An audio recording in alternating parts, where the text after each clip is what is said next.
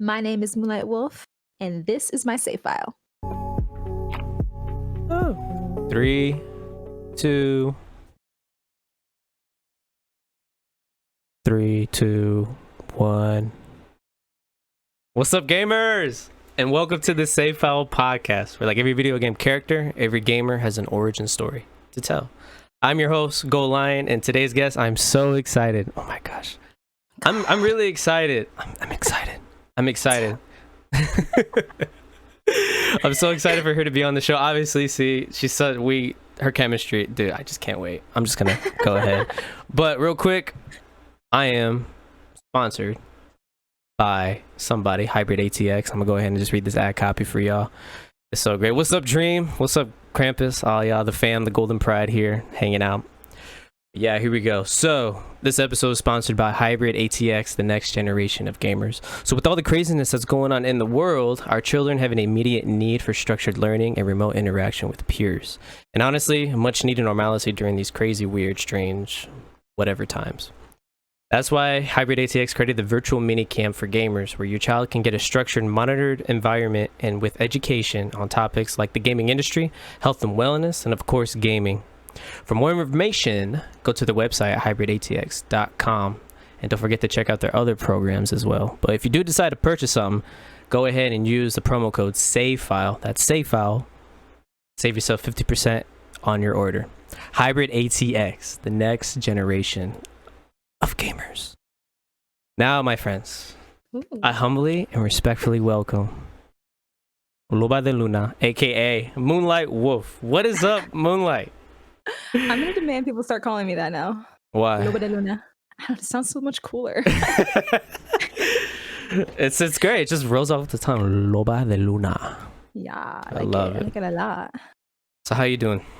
I'm good. Just good? Yeah. Well, I mean, despite our circumstances, right? Current. How's it affect you? Situation. Mentally, I've had moments, where you're just questioning a lot of things, or you start, I wouldn't say regretting, but you start like thinking about things a little harder than you should, as far as when you're at home alone, able to think, you start to overthink kind of situation. Yes. Yep. And since now we're at home all the time, there's more time to do that. That's pretty much been my problem. So what's like a bigger challenge for you that you've noticed with all this going on? Cabin fever. It's funny because we can actually go outside. It's just, I think, mixed with depression. Cabin fever setting in makes me feel like I'm stuck in a place that I actually am able to escape. Like how you feel like you're locked up, but at the same time it's more mental than physical. Does that make sense? Oh, of course. Perfect sense. So yeah. I feel like a lot of us are feeling that too, especially gamers. It's like we're so used to staying inside, and now it's to the fact that like, well, we have to stay inside now. It's just like Right. it's a whole nother ball game. It's crazy. Yeah, now that it's a requirement, we don't really want it anymore. Or we don't want it as much, Of course, it's crazy. Yo, Moonlight, again, thank you so much for coming on the show. I know you're a busy woman. You're out here making moves in your own world, making your own world a little bit better. And honestly, appreciate the time you taking out of your day and coming through and hanging out with us. It's so awesome. Sure. So, real quick, so why did you decide to come on the show? You were highly recommended by Calypso, and you seem like a really sweet guy. So like I said, you think I didn't check it out, but like I glanced, I checked Calypso's stuff, and I wanted to see what you were about, and you seemed legit. So I was like, you know what? This seems like quality content, and I absolutely want to support quality content. I know that that's always something that, I mean, people say it a lot. Honestly, I might be a little bit stricter when it comes to what I define as quality content. We're a sneezy household, so forgive the sneezing. But yeah, I think whenever it comes to actually finding legit quality content and supporting that, that's something that should not be taken lightly. It shouldn't just be like, oh yeah, it's good. It's good content. It's okay. It's great. No, because I don't want to also at the same time start to dilute the word. Am I boosting you too much? Am I making your head too big by saying how quality? I'm just soaking it in, Good. I'm just soaking it in.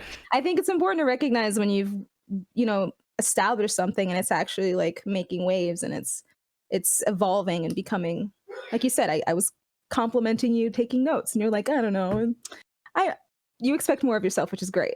Yeah. Yeah.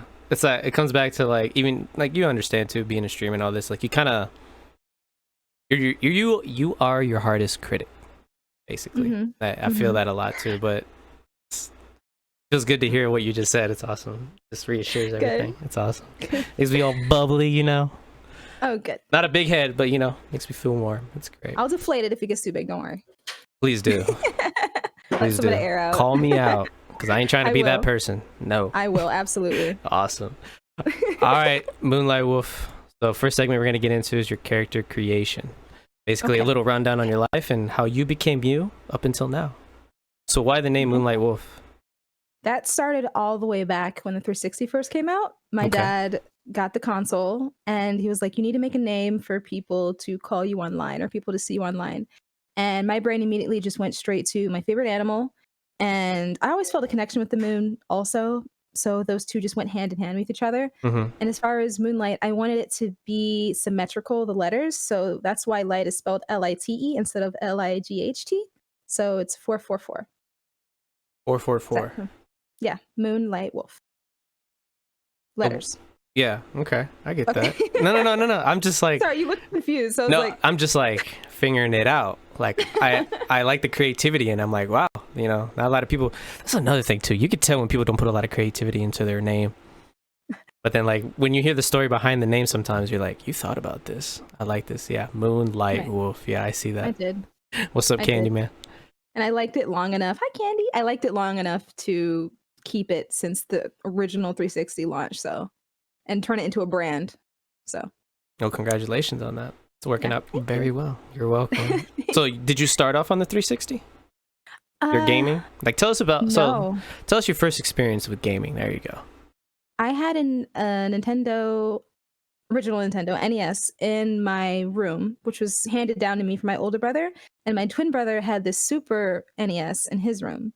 So, I guess my very first gaming console was the NES.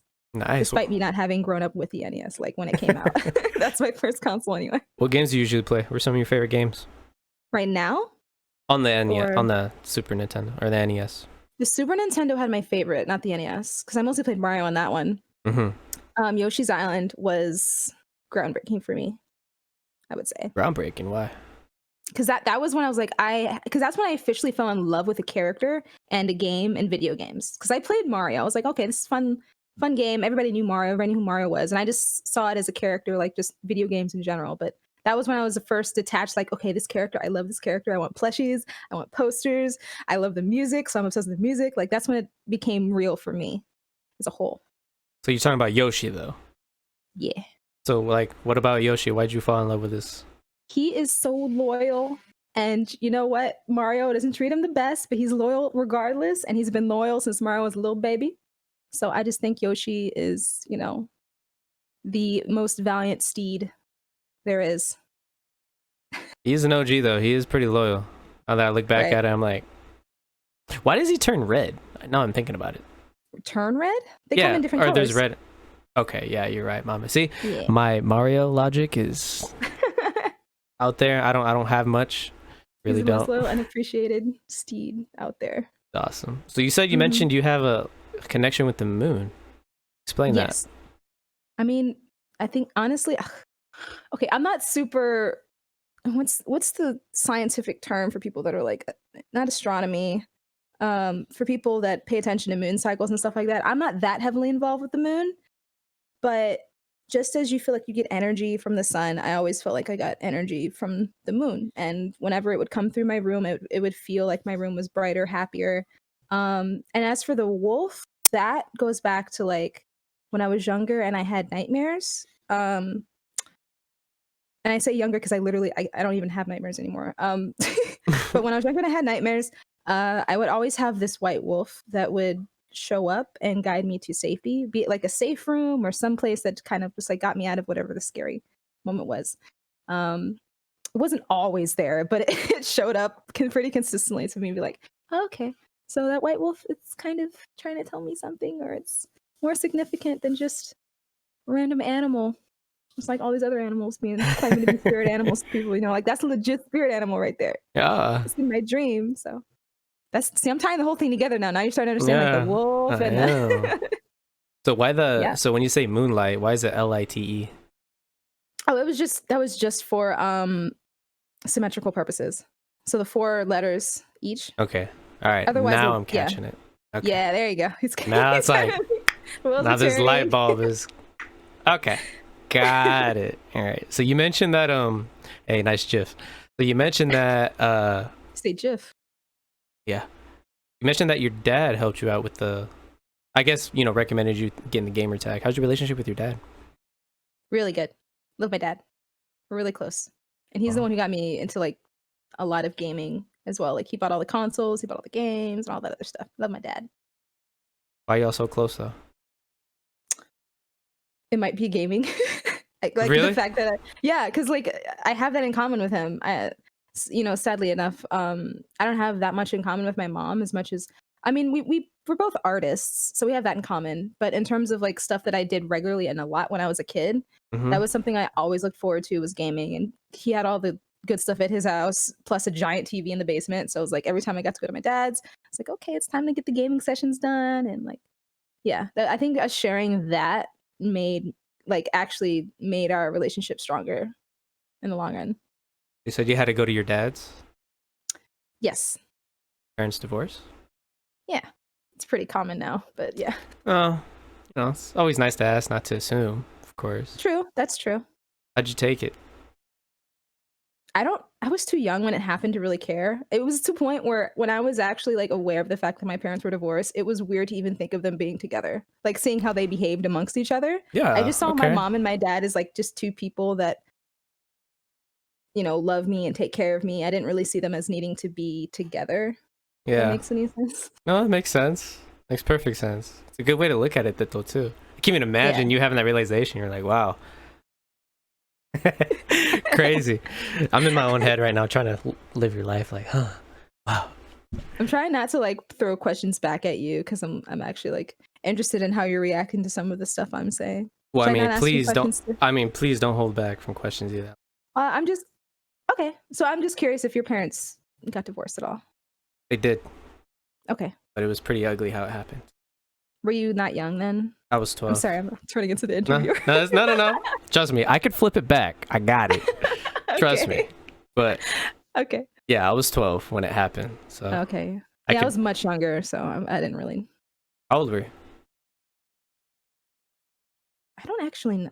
I was so young. I think I came up to like my mom's knee or something. Like it was a little baby, little toddler age. Little MoonLiteWolf. Yeah, little MoonLiteWolf. So how's your relationship with your mom? It's good.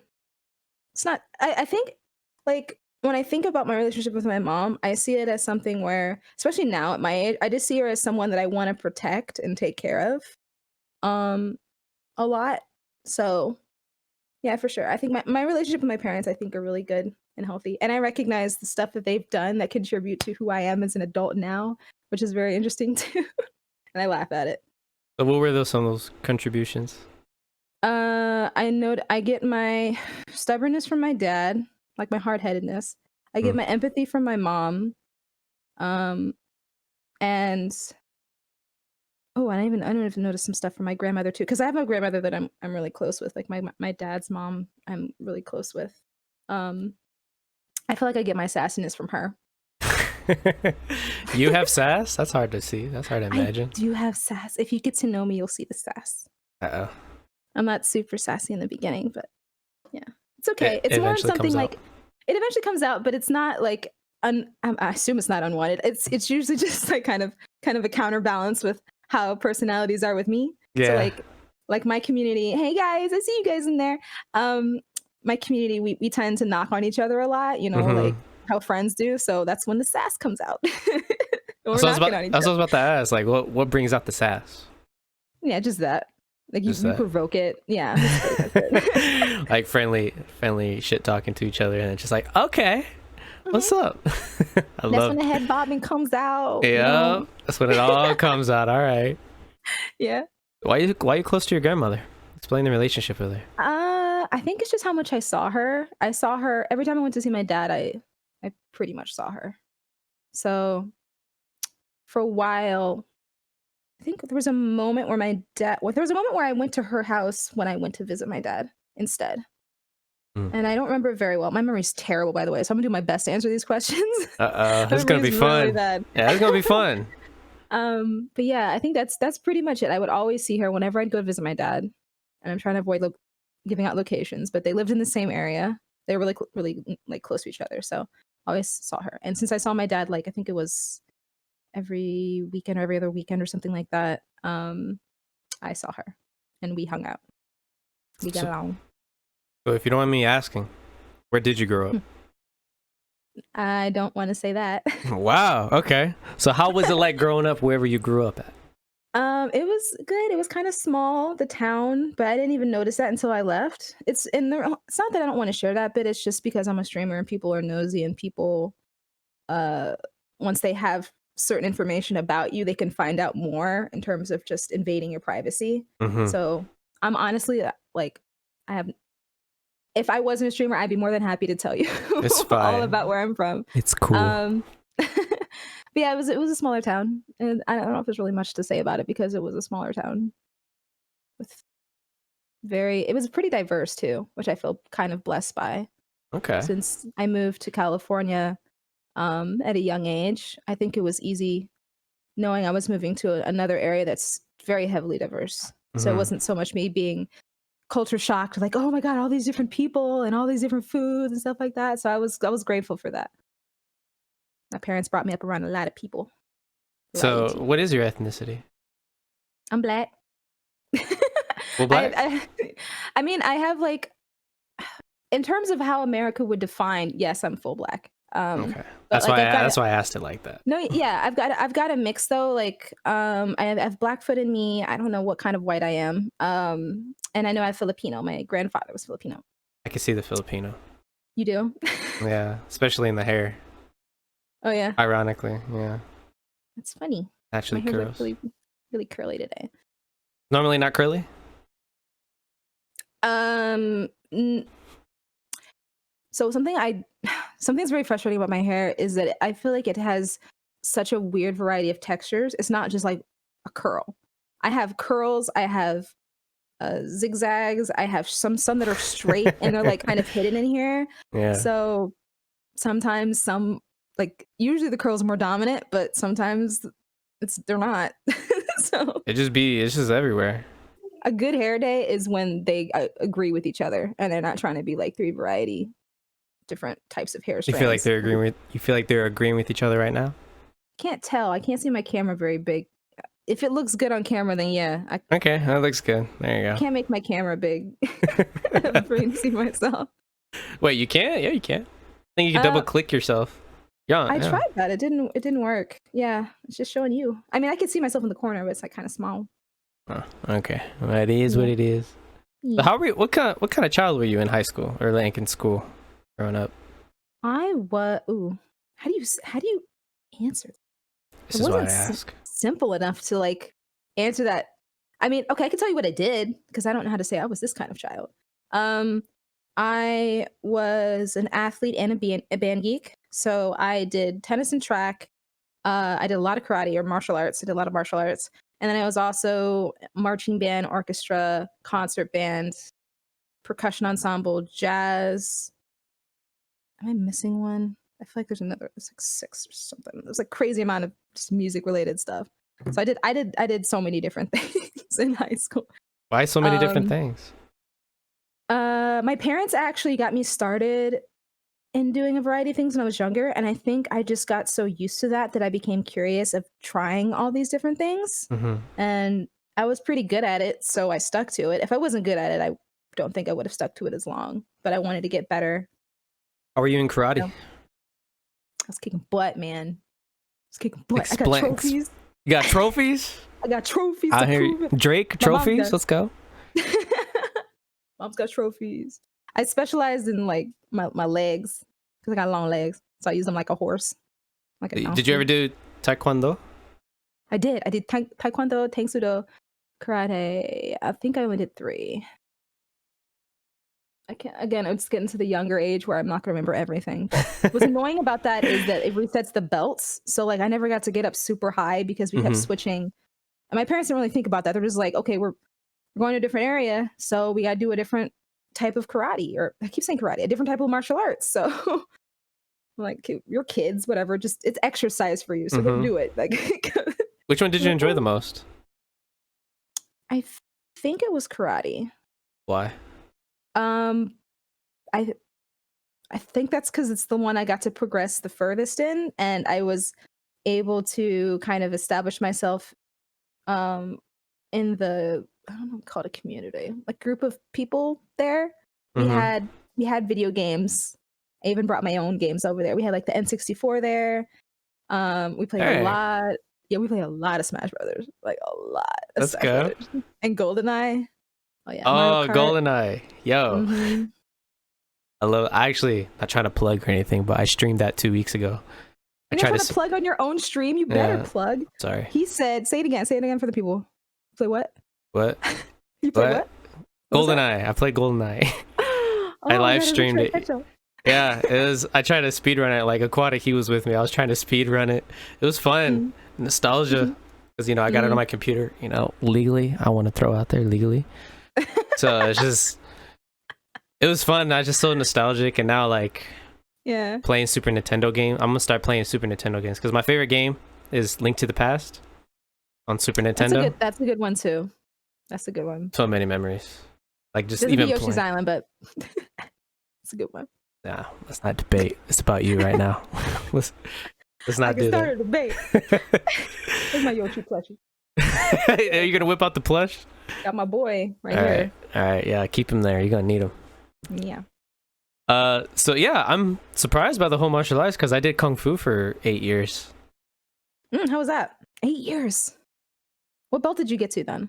I never did that because I never did it to compete. I did it for knowledge because I wanted to do it for myself, and that was a struggle. Yeah, that was a struggle. I wanted to do it. Yo, my sister's here. What the heck? Hola, Cici. That's my sister. Yeah. So I did that for a while. It's just like, it was crazy, man. It's just people wanted to do it for show and stuff. I was like, nah, I'm not doing it. So that's what happened. It was great. It's good times. So you never got exercise too, like. Of course. Did you ever get back into it? No. When I moved out to California, I just a lot of the stuff I was doing that kept me fit just kind of just fell out the window. I just eventually started just hiking to keep myself healthy, and now I've just fallen completely off. I'm so out of shape now. It's ridiculous. I seen your Twitter post. You trying to get in shape? Oh yeah, man. It took me 4 days to recover from that one stream. Like completely recover from that one stream where I was using the 12, or not 12, but the 10-pound weights. Oh my god! If I had a proper instructor, they probably would have told me to put those down because I did not realize I was going to hurt myself that bad. It was just more so recovering. It wasn't so much like actually. Like, I start off slow, man. Like that. Yeah, go from 0 to 100 like that. It's like, nah. You start hurting bones after that, joints, especially what you're doing. You're like this. Can you imagine your elbows? Oh my god! Oh my! Well, this part. Oh my god! This part took forever to recover. I don't even. What's this called? The lower arm. I don't know. Usually jiggles on ladies. Usually we don't usually focus on that part. So I heard of them tendons. Yeah, there you go. It's not really the bones, it's the tendons. The tendons. I blame Susan. Oh, that was the girl's name that was on there? That's what we named her. She didn't have they didn't have a name for her. It was just a channel. I don't remember the name of the channel, like Mix something or whatever. So I was like, I'm calling her Susan. I have to call her something, talking directly to her. But why gotta be Susan though? That was the first name that came to mind. You don't like Susan? Personal reasons, no. Oh. It is better than Karen. If it was Karen, I feel like I would have been. Karen would have been great. Karen just sounds like a person you just don't like. But that's so messed up for other Karens, though. Listen, I'm not speaking for all Karens, just most Karens. Okay, most Karens be out there. I'm just saying, they out there. Karen's just a meme. I feel so bad for all Karens because it's just a meme name now. Meme name. Poor people, poor girls, they out there. COVID Karens. COVID Karens. We got to spell COVID with a K now. With that, COVID Karens. That's his grandma's name. Oh, Krampus. Oh, that's your grandma's name. Listen, coming for Krampus's grandma. Krampus. My bad, dude. My bad. That never happened.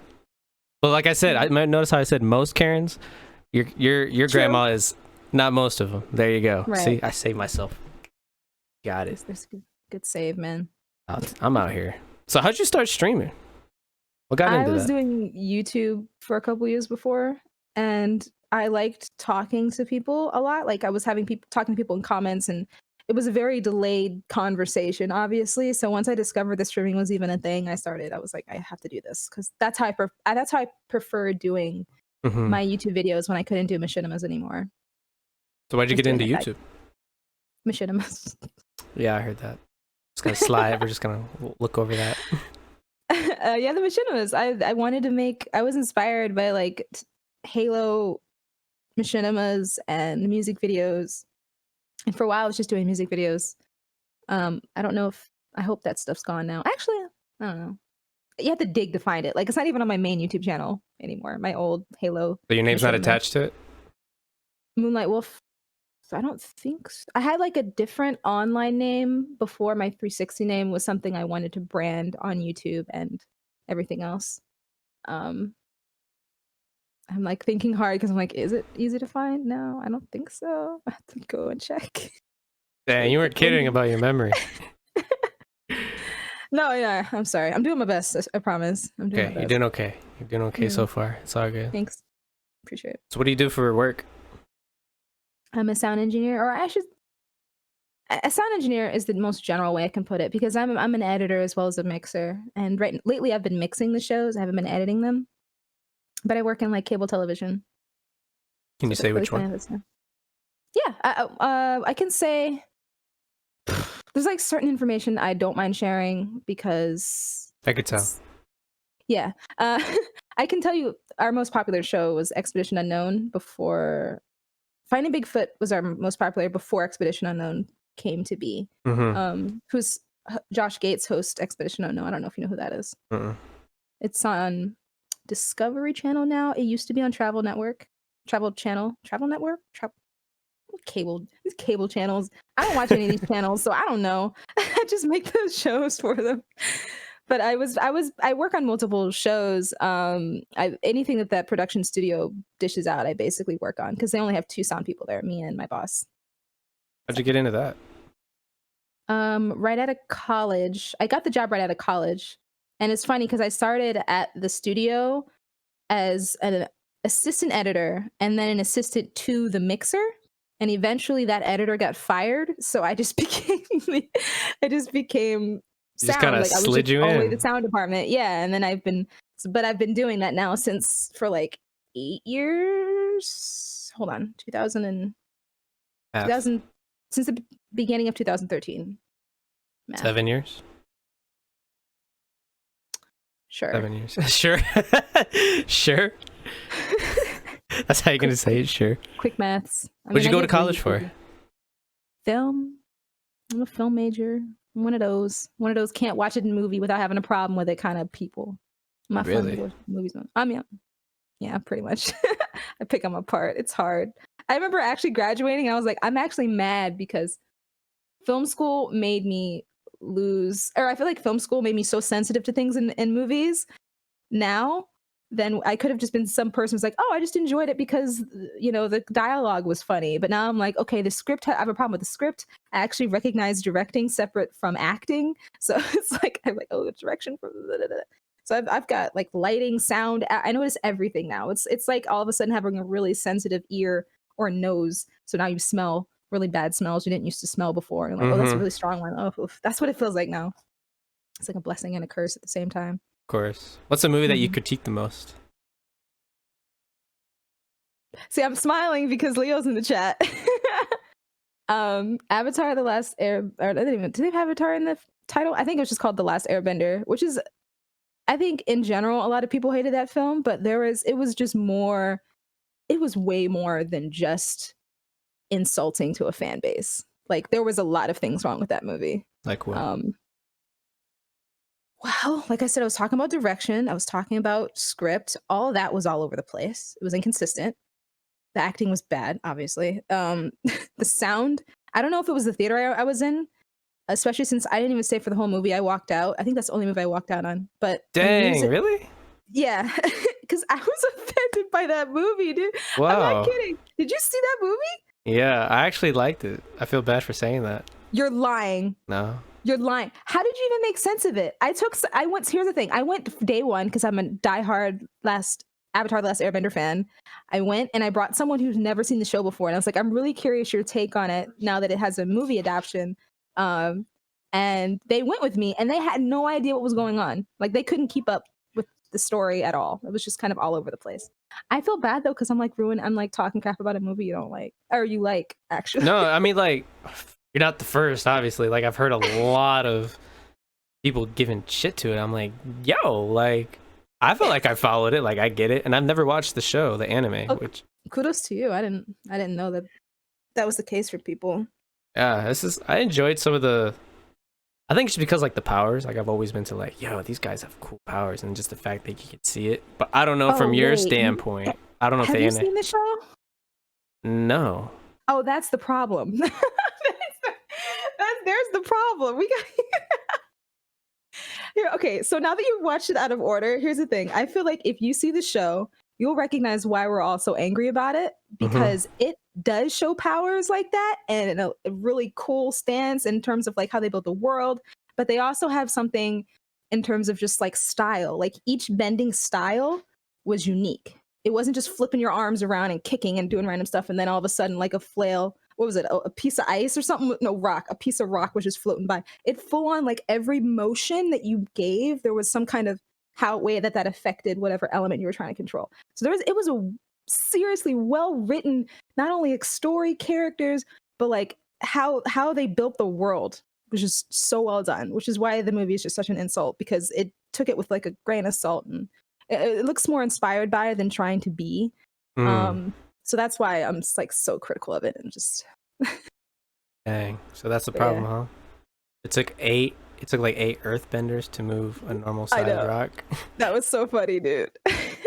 There's so like moments that were laughable and the moments I'm just like, come on. So now I get it. Yeah, because I noticed like sometimes when the rock earthbenders, I almost said rock benders. Wow.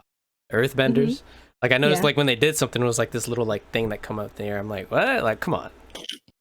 Imagine like, come on, you could move the earth. Like, yeah, imagine moving the ground like a full-on earthquake. Like elevations change. You can make it look like this. You make it just like a steep elevate. Like there's just so much earthbenders can do. And in the show, there was like, we move rocks, kind of like someone with, is it telepathy? Who's the one that could physically move stuff with their brain? Yeah, like that's what it made it look like. And that's not what earthbending is at all. So like some of the reason why we were just so upset. So it seems like the CGI people, the animators, they just got lazy with it. That's basically what happened. It could be laziness. It could be direction. It could be that they were told they don't need to do more than that. They could have just been told, no, that's good enough. That looks like what we want. Sure. We're on a budget. Who cares, right? Oh my God. Oof. Sorry, I could talk for hours about this. We can get lost in conversation talking about this movie. Cool. Yeah. Cool. So, all right. So, what other movies kind of like pissed you off? Pissed me off? You're just like, really? I don't really get mad at movies. I think when it comes down to it, I mostly just, I don't have high expectations anymore. So I think that's kind of what it did. I don't have high expectations. I more so go in just saying, okay, I either don't expect this to be good or I'm just gonna see what happens. I feel like high expectations always kind of like ruin movies for me now. And it's better to just kind of go in. I don't know any other ones that really made me mad. I can't watch horror films without laughing. Why? It's hard for me to take it seriously. And why? Because it's just personally, they're not good at being scary to me.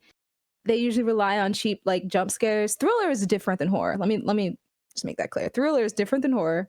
Horror films rely on a lot of just like unnecessary gore and jump scares.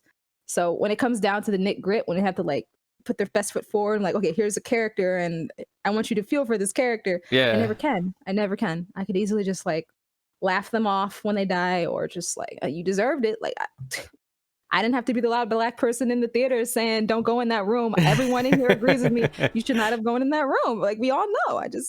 So that's just me in horror films, sadly. So going back to streaming, when you started streaming. Right. Did you start on Mixer? No.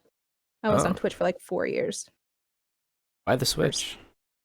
Because the community is so much better over here, and they really like. There's a lot more console players over here. There's no one's trash talking you PC master race bullcrap over here.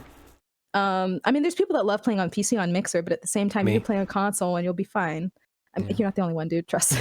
I know. But but at the same time, like you won't give me grief for being on Xbox, you know. Yeah. So like, I feel like that it's way more understanding over here. Plus, I love being able to like I'm growing with the site itself, and they're really listening. Like you can tell that they're listening. Plus, you know, partners on this platform get to talk directly to the well, we used to talk to the founders, but they're gone now. But like we used to talk directly to the founders and the staff, and like it feels good to know you're heard. On Twitch, I always felt like I was just this tiny little voice.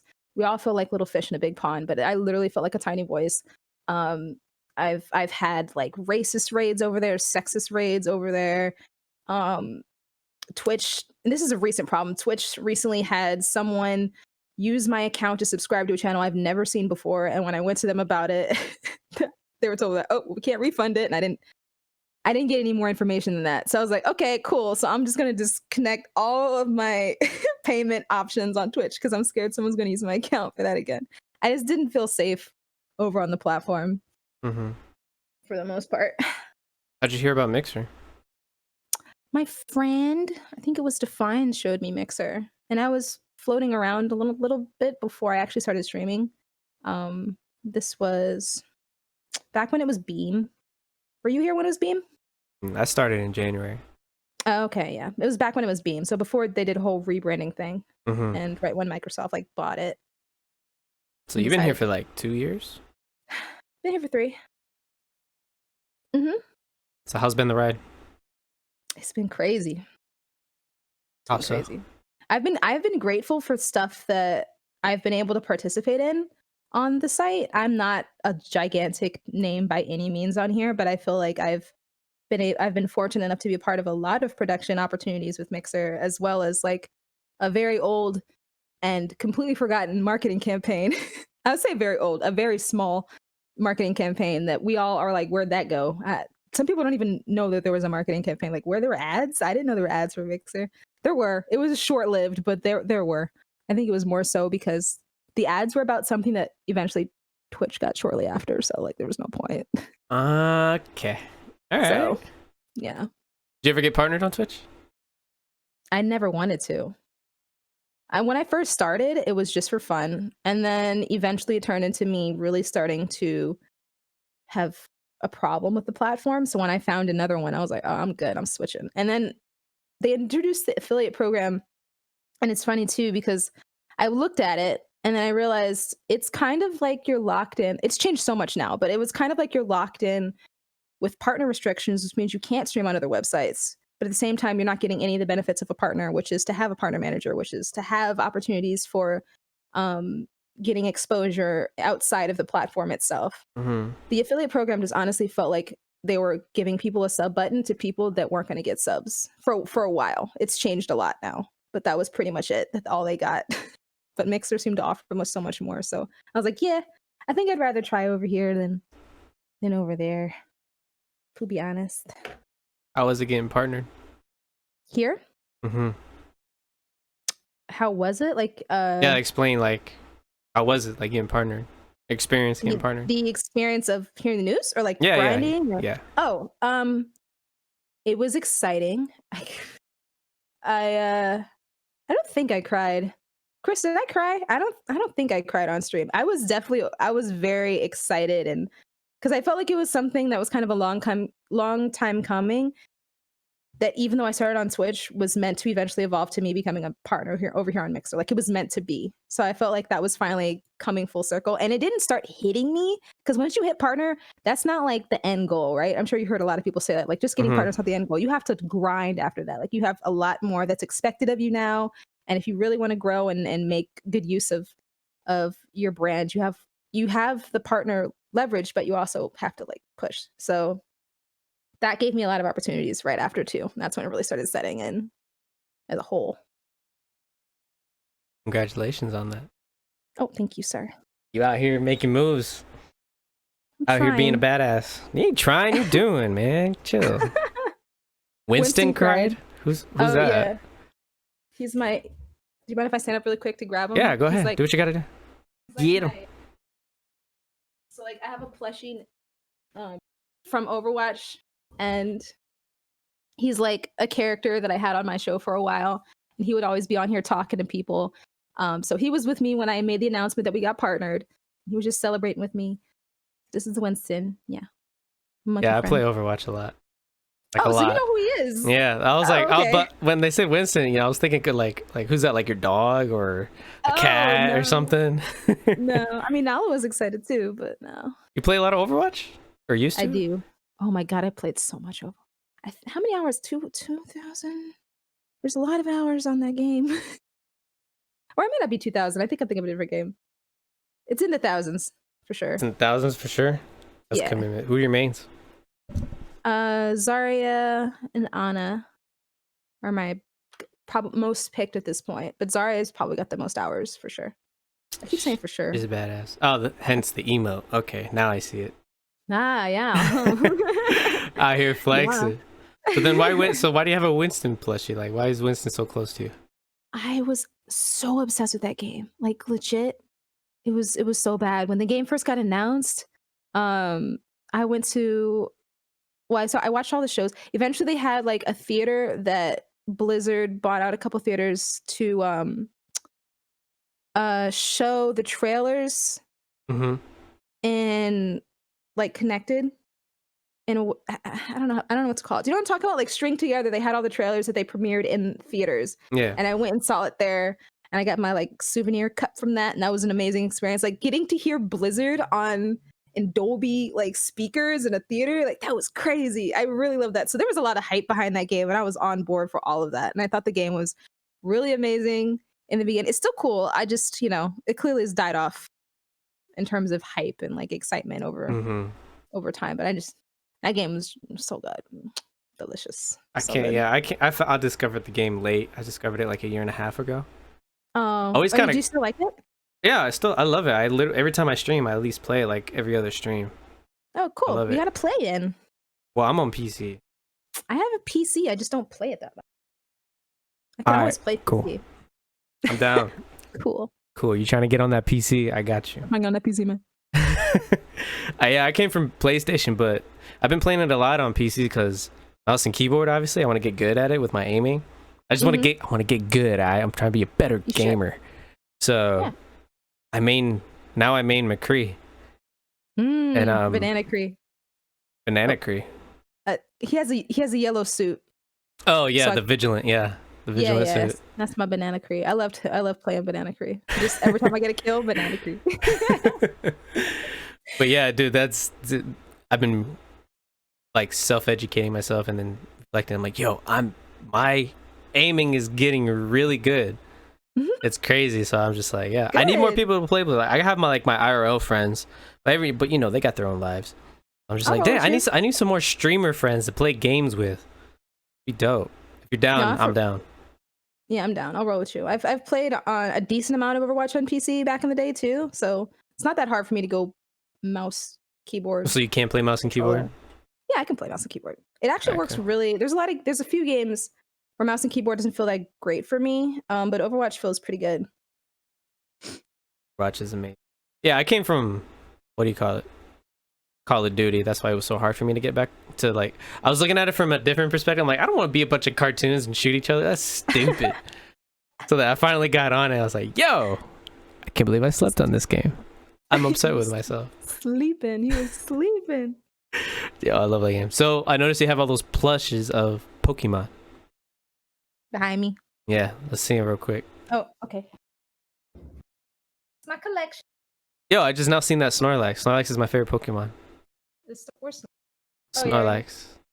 yeah. Yeah. I don't have a problem, but I might have a little problem when it comes to plushies. I don't think I have to be like, see help. Is there any more than those? Oh yeah, I just don't have room to put. You can click like they're squished. They don't have any room to even breathe on here. So I mean, that seems okay. You have one solid shelf with a lot of little ones, and then you have big ones, but like, it's not necessarily a yeah. problem. Yeah, You're a you can't gamer. see all. You're You you're a can't see all my gamer, all right. photos, but that's okay. You don't need to see all of them. You're a I have a gamer. It's bedroom all full good. of other. Yeah, like Lily said, it's a hobby, not a problem. Thank you. And that's Snorlax why I is don't your need to go to a psychiatric ward or anything like that. I'm gonna tell him that. So why Pokemon? Pokemon. Ooh, I mean that was. I've been a hardcore Pokemon fan since the beginning. It's been getting to the point now where I don't even finish Pokemon anymore. But as soon as a new one comes out, I'll just hop on it immediately Mm-hmm. because that's how much of a diehard fan I'm. Just like I'll buy it regardless. I am. It's pretty bad. I'm probably gonna get control of it when I get a little bit older. But yeah, Pokemon's been one of those like I wish Pokemon were real kind of thing. I've been that kind of fan. Like, oh man, I wish Pokemon were real. If we had like, you know how you had those like Gigapet Pokemon, Mm-hmm. you can carry. I had that and stuff. Like the most that you could do to make it feel kind of real. That's what I was doing. What'd you think about the movie? Mm. Like recently Which came out one? with Mewtwo and The remake?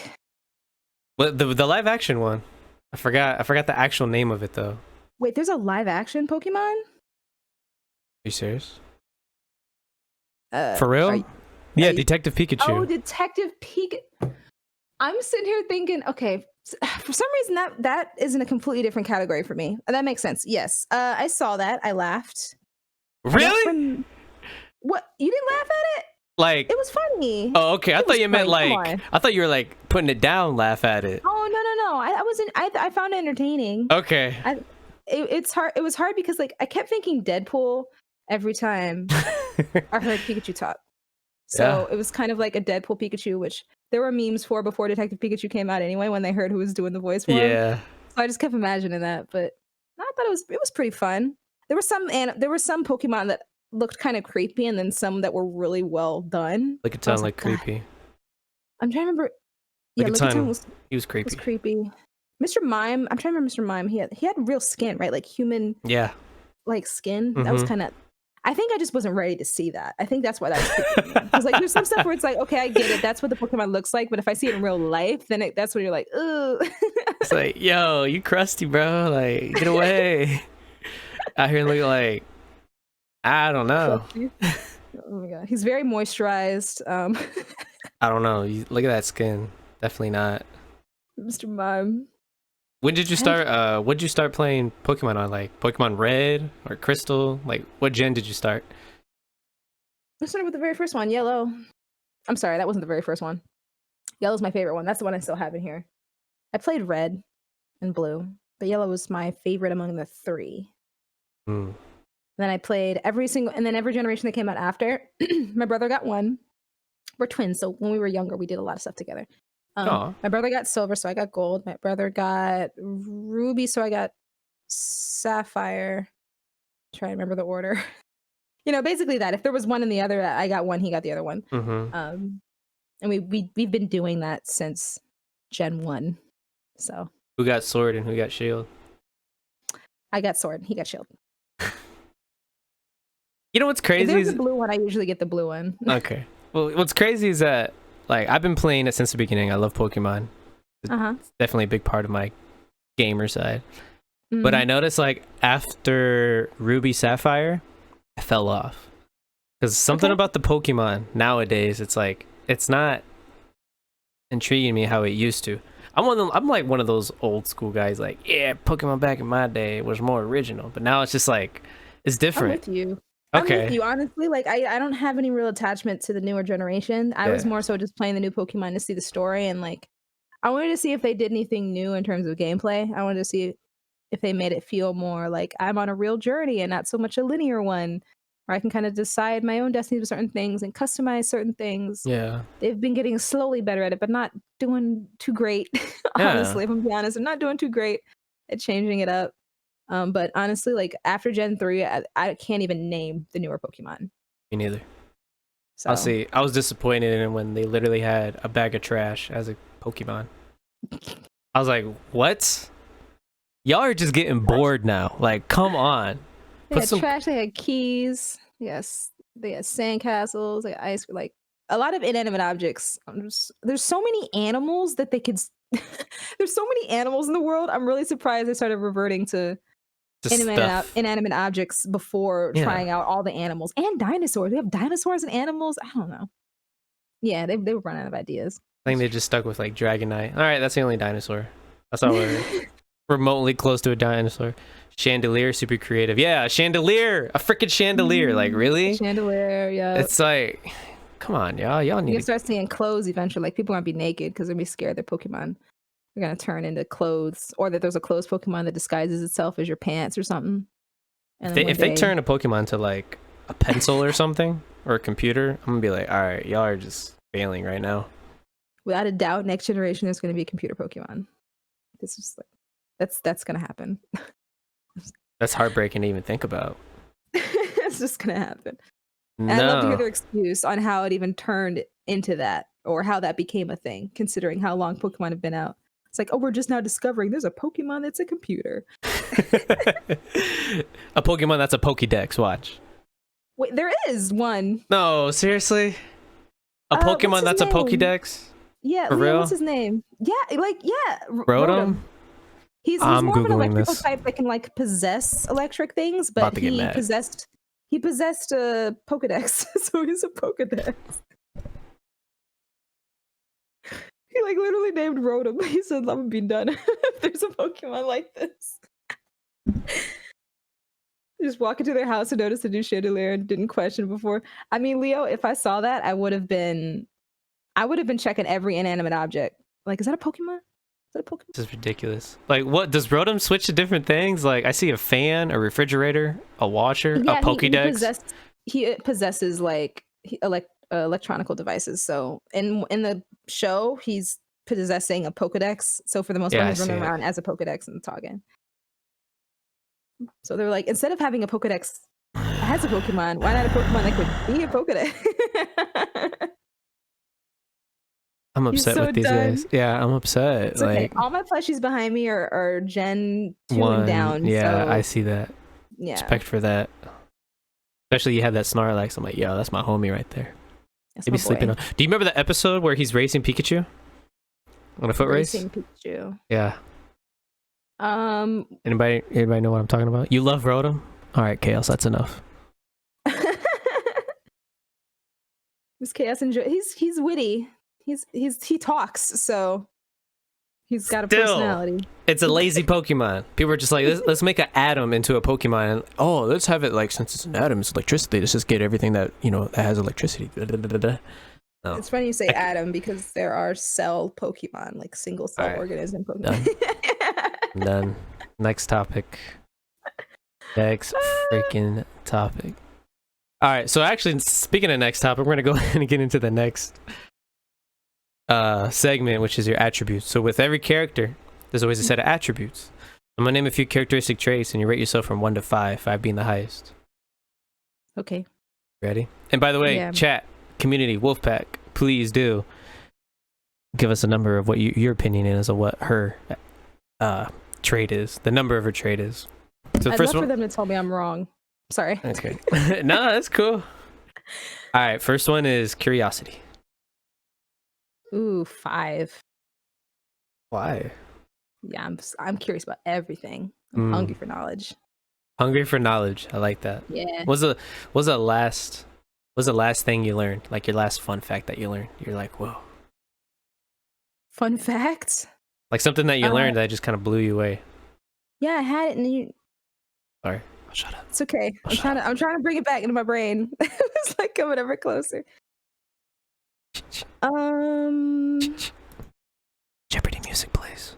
No, don't give me Jeopardy music.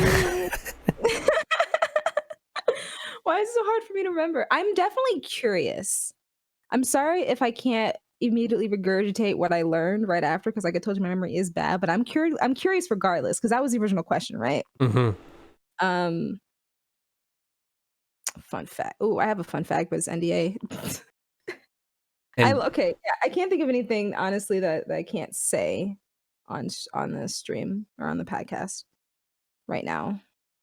But I'm always curious about things in the industry I'm in, and I'm always curious about people. I just think people in general are fascinating. I'm not nosy, like I'm not like in people's business, but at the same time, it's like how the human mind works. I'm curious about that kind of stuff. In animals. So yeah, I'm sorry I can't share the fun fact. Cool. I'm passing on that one, coach. No, it's cool. All right. So you studied it's interesting that you said you studied people, because I had that. I still do that all the time, obviously. Did you ever study body language? There was a brief course of that in college. I took psychology for like one course. I wanted to do more, but I couldn't because I was in a freaking art school and they don't offer you more than just like that one single tease of a brand new thing to learn. So body language was a part of it. I highly recommend going, because my body language right now. No, maybe. See, here's the thing. I highly recommend studying body language to anybody, really, because it's actually a lot easier than you think. And it's like one of those things, like how you did film. It's one of those things where once you see it, you can't unsee it. So body language is the same thing. Like how you just asked me, are you studying me? About closing like your arm, like closing your body off from things, and like how you turn to people. Like I know the simple stuff. I don't remember like intricate things, but yeah, I find all that stuff fascinating. If you want to share some knowledge, you can drop some knowledge right now. Nom nom nom. I'll give it to you too. Go ahead, share. But yeah, actually, one of the things because I used to go to clubs a lot, back in those days. So one of the things that they mentioned is that when you notice people, when they hold their drink and they hold it up instead of just relaxing down, it shows that they're uncomfortable. Because with body language, it's like anything that they cover. Not necessarily that. So what's interesting is that, you know how you say like when people fold their arms and stuff, why do they fold their arms when they feel uncomfortable? Why is it? Are you actually asking me? Yeah, I'm asking you. Yeah. I hear it's like it's literally. I wouldn't say why. Honestly, I don't know if I could tell you why. I just know that it means that they're closing themselves off. Okay. So you can go ahead and. Yeah. So the reason why they do it is because, like, this goes back to like body language goes back to literally the beginning of man. So the most sensitive organs are in the front. Okay. That's why we go like this. Oh, protecting the. We're protecting the stomach organ, because up here it's protected by the rib cage and stuff. But when you go down here, it's like you're protecting all this. So that's why people. Yeah. So when people are uncomfortable, they subconsciously move their hand to like protect it because they're comfortable. So back to like the whole club thing. When you see people standing and they have like a beer right here, or they're drinking, they're holding it like this. It shows like they're unsettled. Or when you see people like relax and they have their hand down and they're just like, chilling, vibing, that's when you can tell that they're comfortable. Okay. So there you go. I'll give you that little bit. But I highly recommend everybody go to YouTube and just look up some stuff. It's fascinating. Blow your mind. So when have you going back to I'm trying to dig your head on your curiosity right now, because I'm curious about your curiosity. Dig. Okay. So how soon, like how early do you remember always being curious? Always being curious. I'm pretty sure I've always been. Yeah, my grandmother told me I was curious a lot. My dad told me that too. I almost fell in a pool when I was little, when they had like the tarp thingy. You know, that people protect pools to prevent like leaves from. Because where was I going? I was investigating something, but I didn't care that I was sinking. But it like made my mom's heart drop when I started crossing the pool, because they didn't want it to cave in on me, and like I obviously would drown. Like I would not have anywhere to get out. I've climbed trees a lot to like explore. I've always been an explorer, so I guess I'm just thinking of like my younger self in terms of curiosity. Explore. At the same time, I haven't like broken any bones, so I guess I'm not a huge adventurer. I'm not like a thrill seeker. You don't have to break bones to be an adventurer.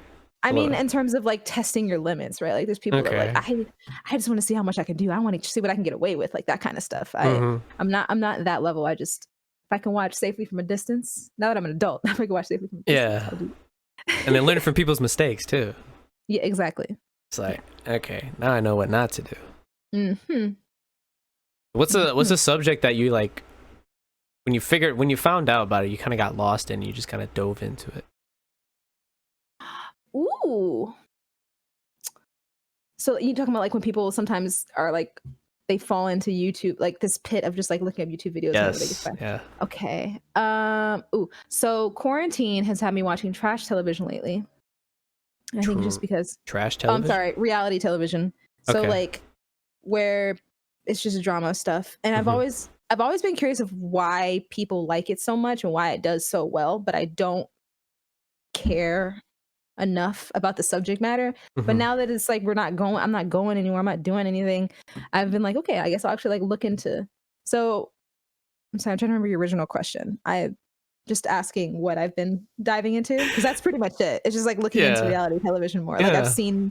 I've been looking up different reality television shows, and like I know someone who watches reality television shows. So I've been asking them like, "What do you think of this show?" And like, Yeah. Yeah, it's I'm just picking their head for like their brain for it. I'm not. yeah, here. Yeah, okay. So you do what I do sometimes. I literally experiment on people sometimes, like by asking them questions like that. Like how Mhm. you said it, like, think about this show. It's just Yeah. like, So what do you think? yeah, so what do you think? And then you're sitting there and they answer, you're just sitting there like, you're Yeah. influencing my hypothesis about what I think about this. Okay. Except I don't have a beard to stroke. But yeah, I'm You have like a roughly chin, in that's that. good enough. Yeah, You're I'm in right. that ballpark. Hmm. It might just more has more less more what's it called? It's just slicker, I guess. Anyway, yeah. That's what we got into. All right, next one. Loba. Gratitude. Gratitude, 1 to 5, right? Correct. Um, Traits. Hmm. Maybe a 3. This is interesting. Why are you struggling to find an answer for gratitude? Oh, Leo said 4. I feel. I'm trying to think of a full-on definition of gratitude. Because when I think of gratitude, um, maybe I'm thinking. I think it's something that it's like I can really appreciate things, but maybe am I being harsh? Now I'm No. overthinking it. No, Well, you don't know. I'm talking about like myself. Am I being harsh on myself you're because of like not. me thinking that I'm not? I don't know. I think maybe I'm just not good at expressing it. I'm not good at showing it. Okay. I definitely recognize things and I'll be like, man, that's amazing. And I'm always happy to like boost other people up for certain things. I'm really bad at accepting gifts, compliments, um, and I know some people just say like, oh, I'm bad at compliments. I'm legit like I don't know how to behave sometimes bad. Or I'm just like, you might not even get anything out of me entirely. So I Mm-hmm. appreciate that Leo gave me a 4, but I, I feel like You're definitely a 3. I'm probably a You know what it 3. is? I used to struggle. What's up, video game diva? Welcome to the stream. I struggle with this too. The whole accepting gifts and compliments. It's because we're Mhm. natural givers. We're so Mm. used to giving, and when somebody gives to us, it's hard for us to comprehend and how to interpret. Like, all right, how do I react? Because you're so used to being the giver. Right. That's what's going on. I appreciate you telling me that because I was like, I honestly don't know why. I feel like I'm Mm. just really bad at No, it. it's that is what it is. Honestly, yeah. See, Okay. Diva understands. That's just how we are. We're just natural givers. It's a gift. Okay. It's a gift, definitely. So don't. In a way, and what's curious too is that you express your gratitude more than you realize as well. Okay. So that's how we are at the same time. Well, I hope so. I feel like I come off the wrong way to a lot of people, so I certainly hope so. So when you feel like you come off to those Yeah. people wrong, you are. But at the same time, they're not worth being in your life, if that makes sense. They're not worth your time. Because they're not ready for Mm. they're not ready for your givingness. Oh. Oh damn. Oh wait, can I say that on here?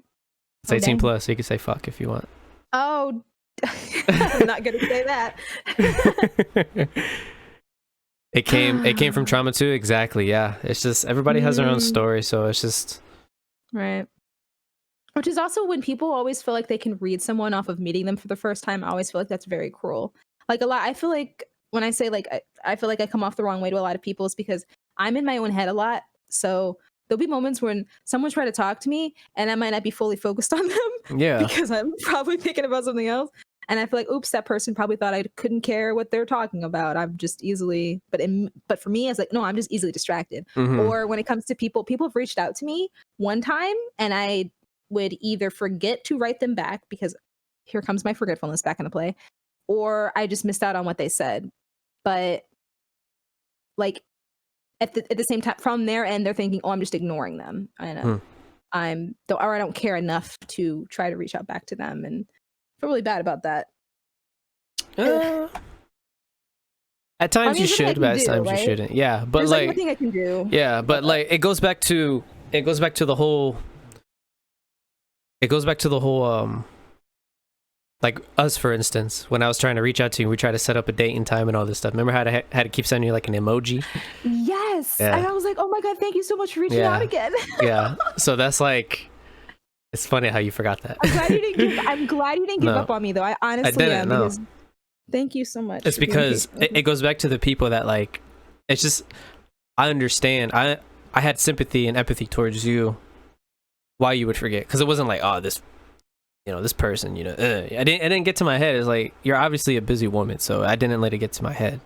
That's why, I did that little subtle reminder, like the eyeballs, like, hey, you trying to do this or not? Like, let me know, Yeah, I'm really grateful you did that. I wish more people were like you. I feel like they just overthink, and they're just like, oh, she doesn't want to talk to me, or oh, she's too good for me, or something, so they won't try again.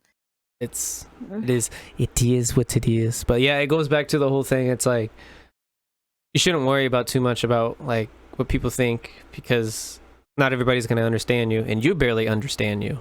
Like why do I drift off? Why do I forget? So it's just, don't be so hard on yourself. You're more normal than you think.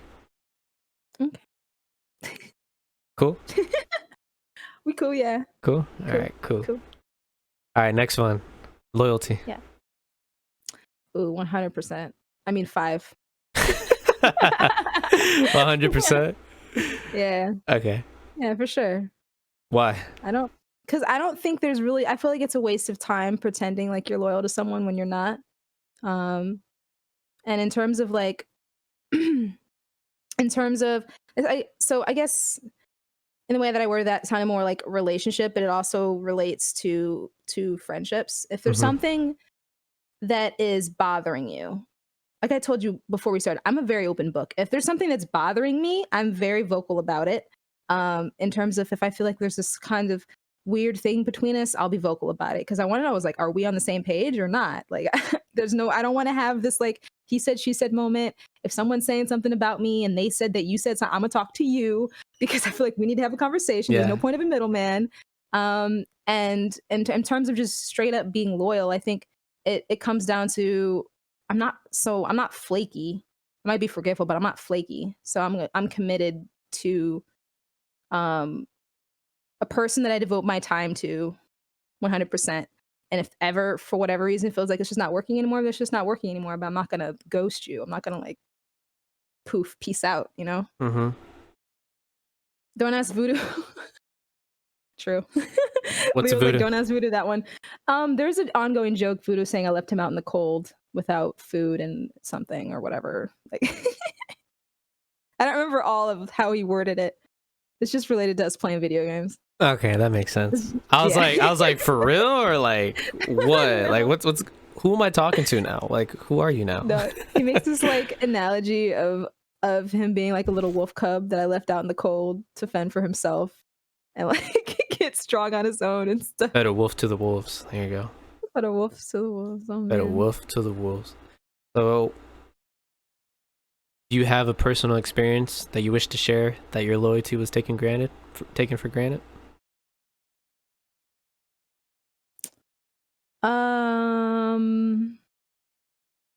Not really. Or maybe a time where you realize the importance of loyalty. I always felt it was important. I also recognize that sometimes people just aren't who you think they are, and I'm not one to really blow up about it. Like, I understand people getting hurt, and I see people that'll post things publicly saying that they're hurt by disloyal people. But I kind of go into this saying, you know what? I don't think everyone is amazing. So like if someone that I just so happen to get close with ends up being that person, yeah, that's gonna shock me. And I'm like, what the? But at the same time, I'm honest, I'm just not surprised. I don't know if I'm what's it called? Desensitized at this point, to the where I feel like you kind of build up this kind of wall so that you can't be Am I opening something else entirely now? Or you can't be completely like hurt by something because you were anticipating that there might be some room for error in there at some point in time. Yeah. Oh God, I hate my brain.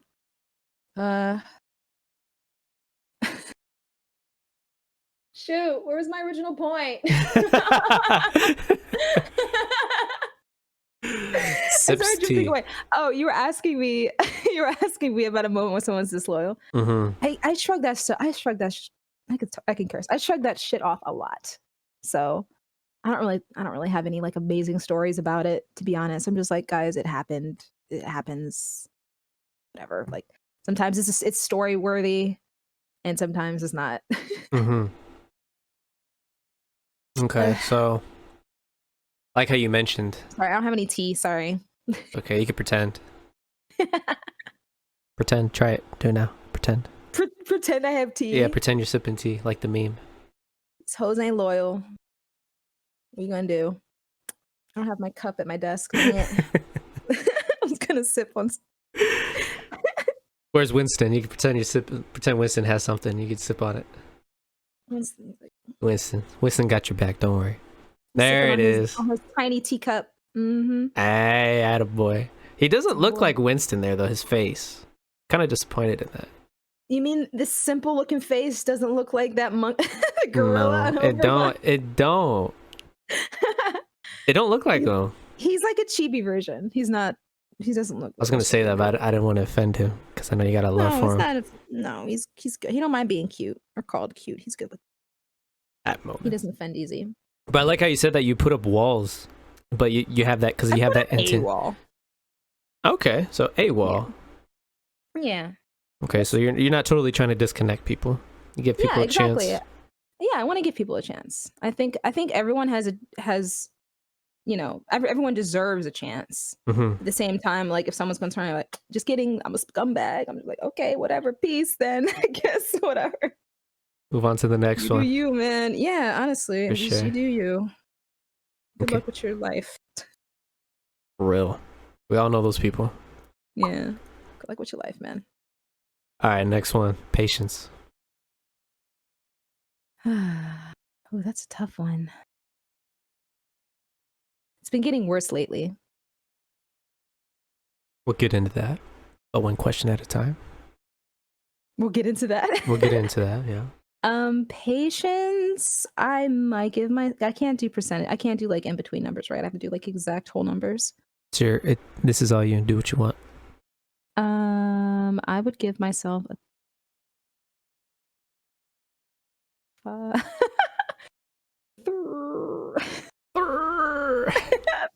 3.8. I don't know. It's been getting it's been getting lower. But I feel like I'm gonna blame it on quarantine. So I was gonna ask, like, quarantine because of quarantine. Yeah, for sure. I used to be more patient. I'm still empathetic and sympathetic to people, but in terms of like tolerating something, like there's little things that can irk me in terms of like our pet peeves and stuff where I'm having it's harder for me to tolerate. So like I'll try to distance myself from it quicker. But it's like at the same time I still try to keep my empathy, but my patience has been getting a little thinner lately. So what are some of the things that's like don't test me less yeah, so like what are some things that you're getting tested on lately that you're just like, all right, this shit is getting thin? Tested. That is tea. I don't want to say too much. I'm trying to figure out how to not expose people and talk about it at the same time, because I feel like if I talk about it, it's going to be obvious who I'm talking about. I don't like talking about people. Like I noticed. I keep to myself. So I noticed. And I told you I'm an open book too. So if I can catch myself on something, I'm trying to be a good girl and mind my manners. It's okay. You can mention me. Nah, Leo knows who I'm talking about though. See, I don't mind sharing certain things with my community that have upset me. Yeah. But yeah, there were some moments where I'm trying to be as vague as possible. I tried to follow through with something and ended up getting turned around on me and taken. and used for their benefit Mhm. without excluding me entirely. Mhm. And that was something that was definitely a hit to the nerve. And I think honestly a prime example of my short patience was getting into like little petty moments on Twitter. So like last time I had a petty moment, there was this guy that commented on Ashley's post. She was hyped about having 1 million views on her channel. Mhm. And some guy went over there and literally like he corrected me too because I said he photoshopped, but he used paint to circle words that she spelled incorrectly, and then below it made it a color key saying this word was incorrect, should have been like this, and what she meant to say was that like he did a full-on prompt, like looked like some grade 5 teacher correcting someone's paper was doing. And I was like, dude, you spent all that time working on that working on her grammar. And if anyone knows me on Twitter, my grammar is atrocious. At least every other post, I've got something off in my tweets. I don't proofread my stuff. It's just all raw. Mhm. Twitter refuses to give us an edit button. I'm too impatient to proofread before I hit the send button. So the fact that he was just going off on her. So, I got, I went a little bit off on him. I was kind of teasing him a little bit. Leo was helping me in there, provoking on me. He eventually stopped. I think he just didn't like the fact that I wouldn't give up. He was expecting me to block him. And I was like, nah, what you're saying is hilarious. You can't stop. He actually had me laughing though, the way he was. Sometimes you gotta laugh at it. He was like yelling at me to get a dictionary and calling me stupid and all of those stuff. And at one point, Leo called him out because I used Photoshop as like a term instead of the actual program name itself. He was Mhm. like, "You idiot! I mean, Photoshop the program." I'm like, "Oh, okay." Leo called him out on that, and he started pulling out all these words out of the source that he would not use otherwise. I'm like, "Ooh, big words." The whole thing, it was petty, it was stupid, but I laughed at it. And I don't normally do that, but I think because I have shorter patience now with like trolls that sometimes I'm provoking and sometimes I like to poke a little bit, and I'm gotta Sometimes, control that. sometimes when people need that poke though, because they feel like they're, keyboard warriors. They feel like they can do whatever they want. Yeah, and these aren't like large people. They're usually people with either like second accounts or so their troll account or something like that. So it's something that they could easily throw away. They're expecting the account to be reported and deleted, like so that they don't care about what. I don't know. That particular day, I was feeling a little spicy. So That sassy came out. That sass came out. Yeah, sassy came out, but I don't normally do that. I usually keep that holstered, keep that away. Well, we all have our triggers, though. It is what it is. Yeah, I know. It's just right here. Sometimes it just feels good on my mustache. Not gonna lie, I have to do it. Oh, I don't have one, so I can't test it. You can put a fake one on and try it.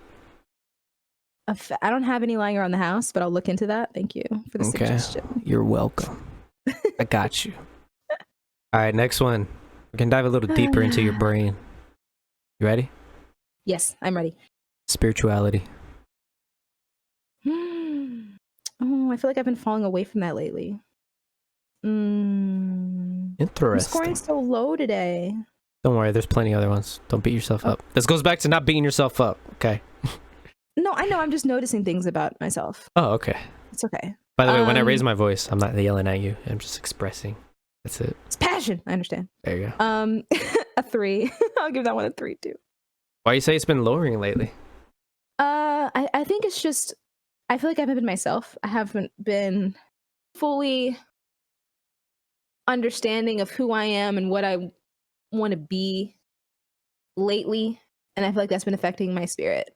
And I'm usually a very logical person, so I feel like at this point I'm kind of running on autopilot, and a more logical side of myself is kind of running things, and like the more creative side, and I don't know. I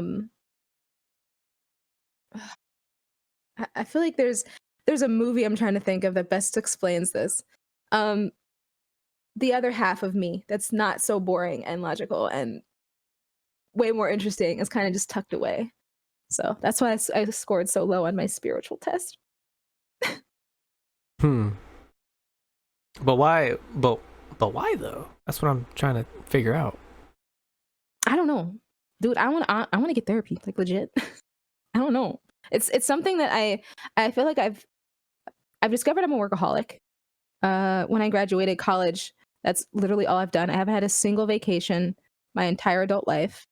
Um, Anytime I'm traveling, I'll post about traveling and stuff. It's work. It's not leisure.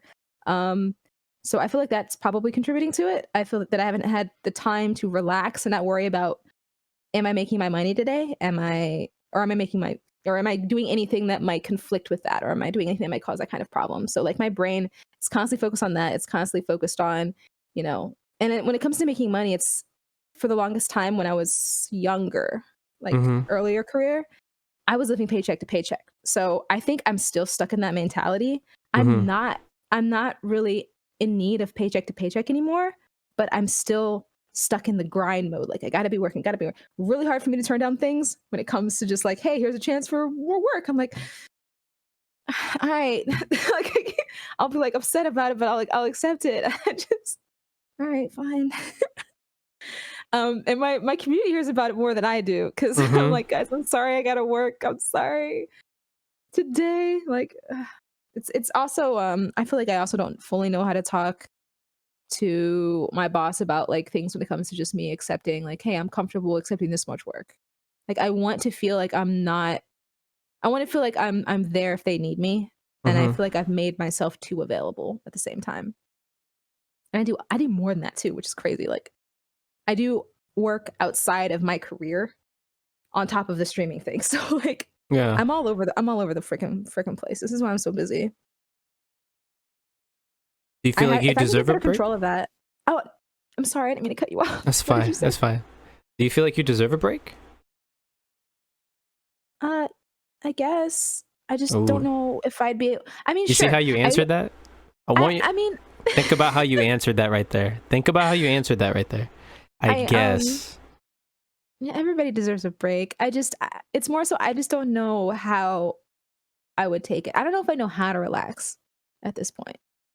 Like I've had weekends, and weekends are just supposed to turn it all off. Mm-hmm.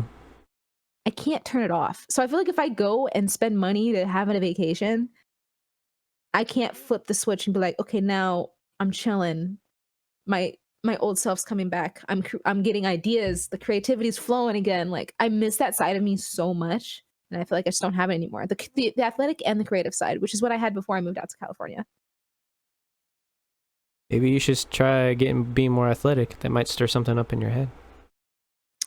I wish it was that simple. Just straight tell somebody start working out again. Like, I mean, you're which is not started. easy, dude. I know. I mean, I like, but I you're start a starting. lot. I start a lot. It's staying committed, and like depression does not help with that at all.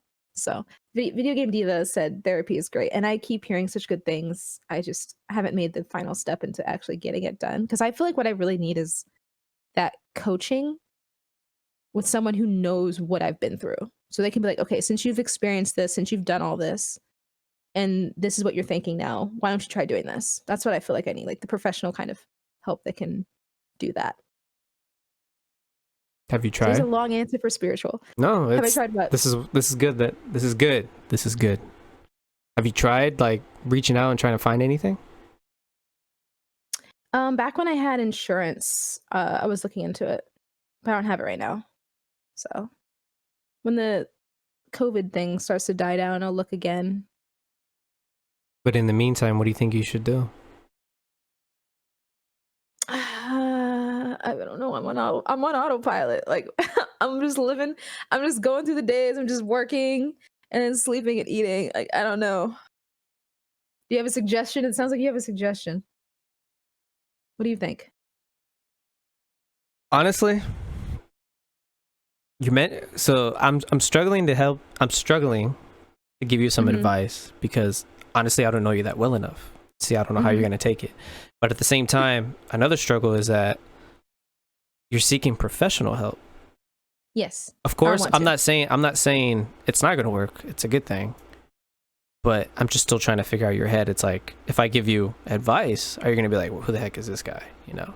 I don't know you well enough of how you're going to reciprocate. I recognize when someone's giving me the best they can in terms of some kind of advice versus what would be considered professional. Mm-hmm. So I can take what you say and just, also keep in mind it's like this is him doing the best. Yeah, it's fine. No, I'm not going to overthink it. Don't worry.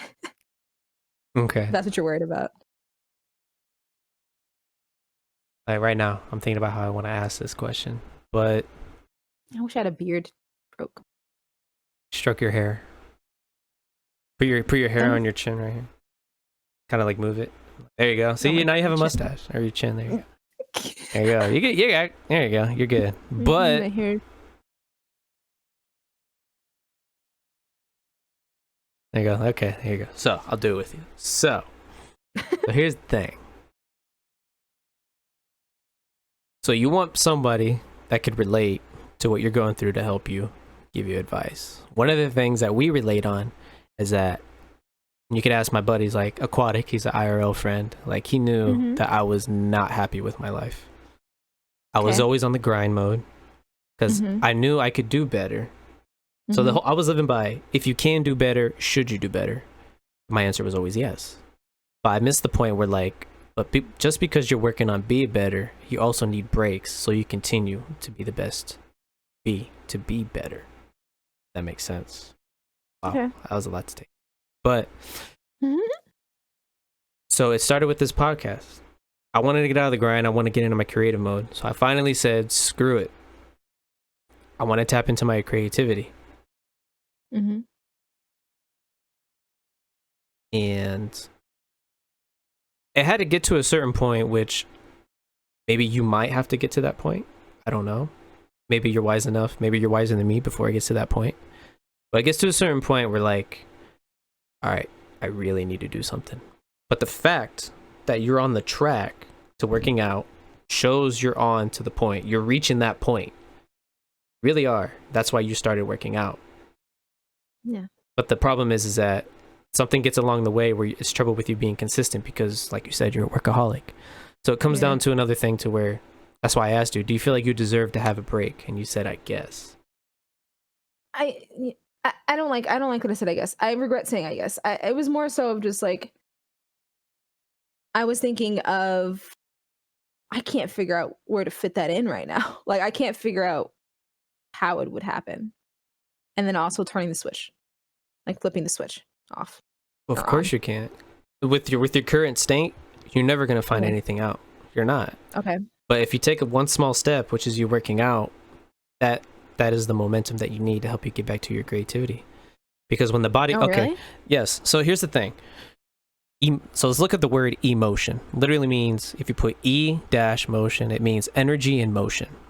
When there's energy creates thoughts. Thoughts create feelings. Feelings create actions, and actions create results. Right now, your brain is moving to the point to where you're moving your body, where you're feeling your own thoughts right now. And eventually, if you be consistent with it, you're going to eventually take action to what you want to do, which is tap into that creativity. And then you're going to work into your creativity, and they're going to be like, you know what? I want to break from this whole grind bullshit, keep taking what I want to do. Okay. And then you're going to get into the whole, you're going to make time for your creativity. But the reason why it's hard for you to be like, it's hard for me to take a day off, because you don't know what you're going to do on your day off.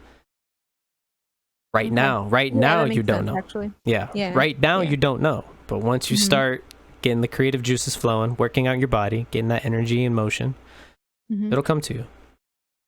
But it comes back to bite your ass when you're not consistent. So you're strong enough. I can tell you're strong enough to be consistent. But there's something something is testing your strength and you give in. That's what's going on. You got to change it.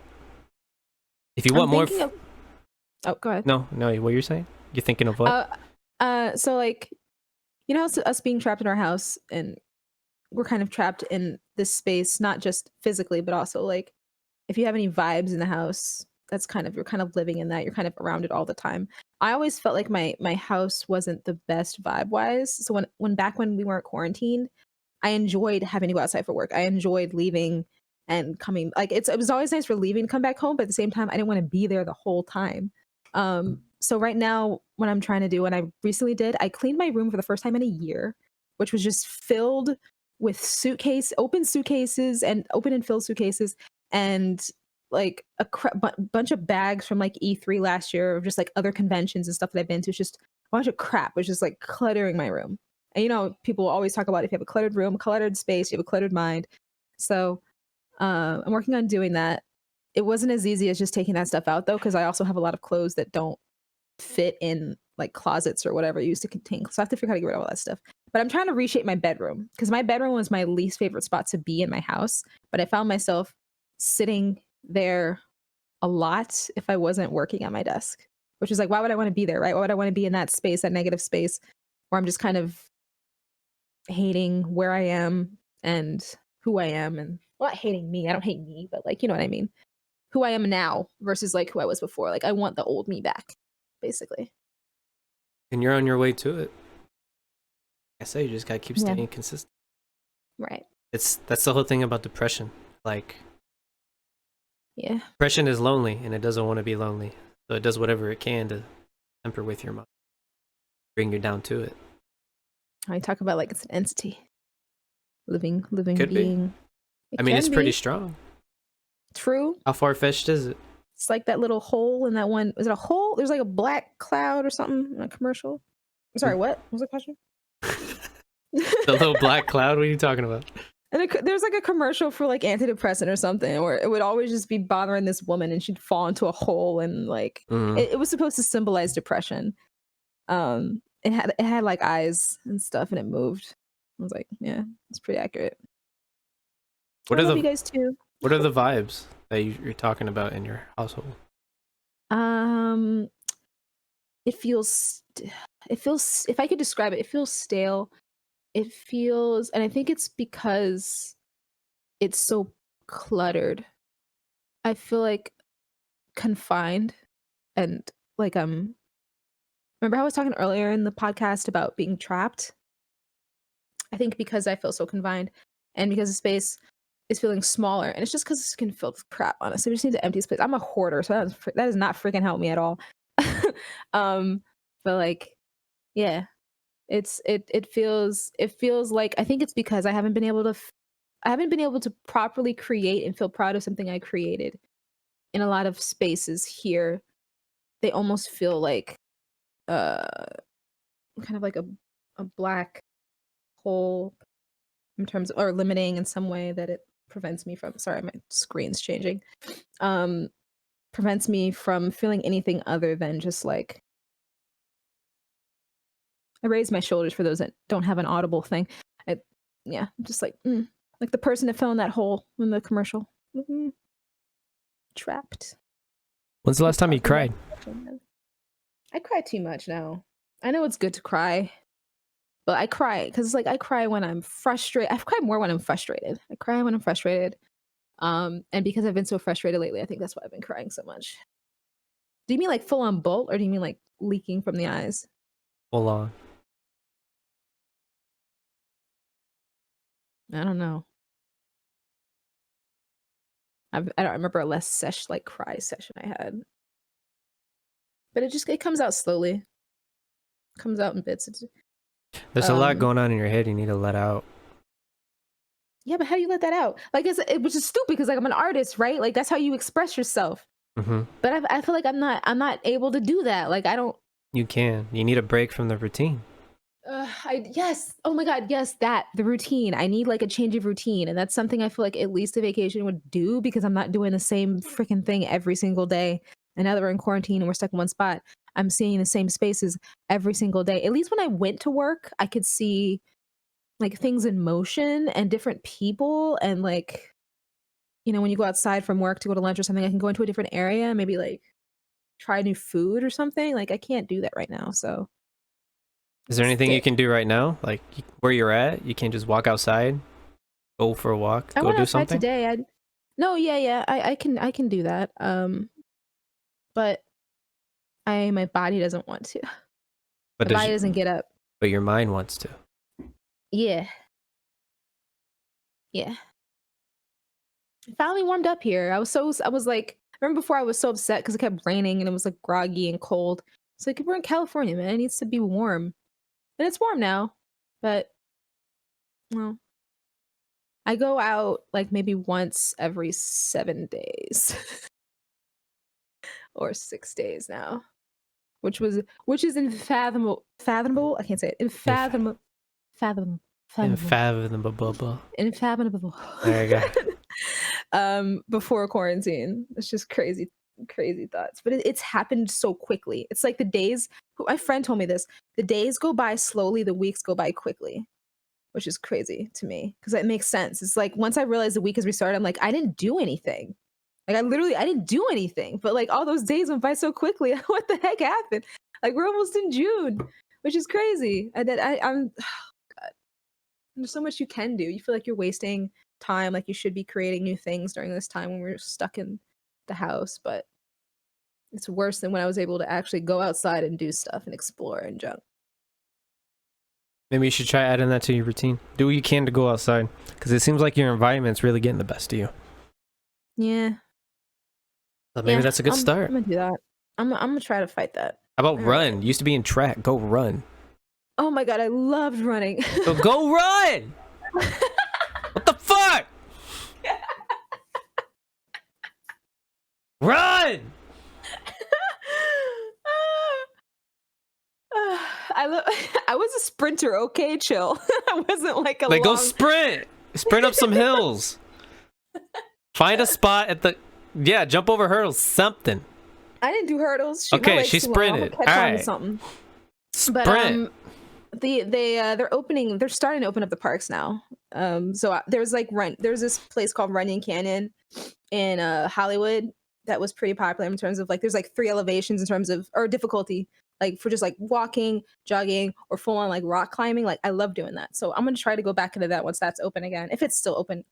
California's been inconsistent as far as like what they're opening up for us to do. Go sprint. Yeah, I would trip over hurdles in this chaos. Go sprint. I'm getting on your butt right now. I'm getting on your butt right now because that's the first thing. Yeah, that's the first thing you said I love doing. Like I love running. Like you said it with so much passion. I'm like, go run! Like what the heck? Go sprint, whatever. Jog. Something. Yeah. Get back into those athletic ways. If you want to go back to who you were, you got to do what you were doing. I know. It helps when someone yells at you, though, Frick. It helps when you have another voice. My voices aren't helpful. Is this helpful? Majority of the time are not helpful. Yeah. Yeah. But you're not here to push my ass. True. You're like, I'm not scared. I'll yell at you all day. Behind this monitor. I will still yell at you in your face. I will. Why'd you say I'm not here to push you? Why'd you say that? Because you said voices. I'm like, yeah, it's nice to hear a different voice, but I'm like, it's different. Like, it's different from here than in person. Yeah. Yes. Yeah. The voices in my head are worthless. They're not helpful at all. You hear that? Y'all garbage.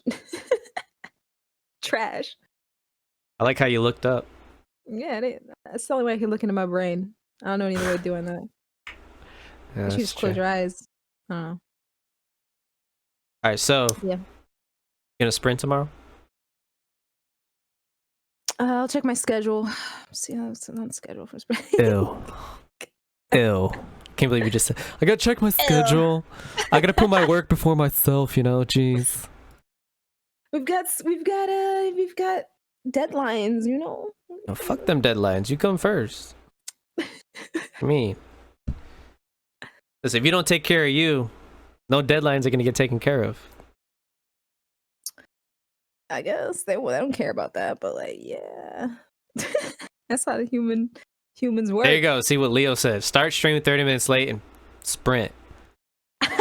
If you can postpone anything, postpone. That's a good job, Leo. Now you get my juices flowing. If you can postpone anything, postpone your freaking stream. Because for one, they will understand. 2, it's really like, it's not actually your job. You see what I'm saying? Like how you said, like there's deadlines. There's no deadline here. See, Leo, Chris, Chaos are all saying they'll wait for you. I feel like I've postponed and pushed my streams a lot though. But if I've done that a lot. But listen, if this is for you, if this is for you, and your community will understand, it's worth it. This is the whole thing where we're coming back to, like, it's so hard for you to receive anything because we're natural givers. Mm-hmm. This is where you have to start putting yourself first sometimes. It's okay to never feel selfish for It's okay. Try again. It's okay. Redo. Never feel selfish for choosing your peace of mind. Mm-hmm.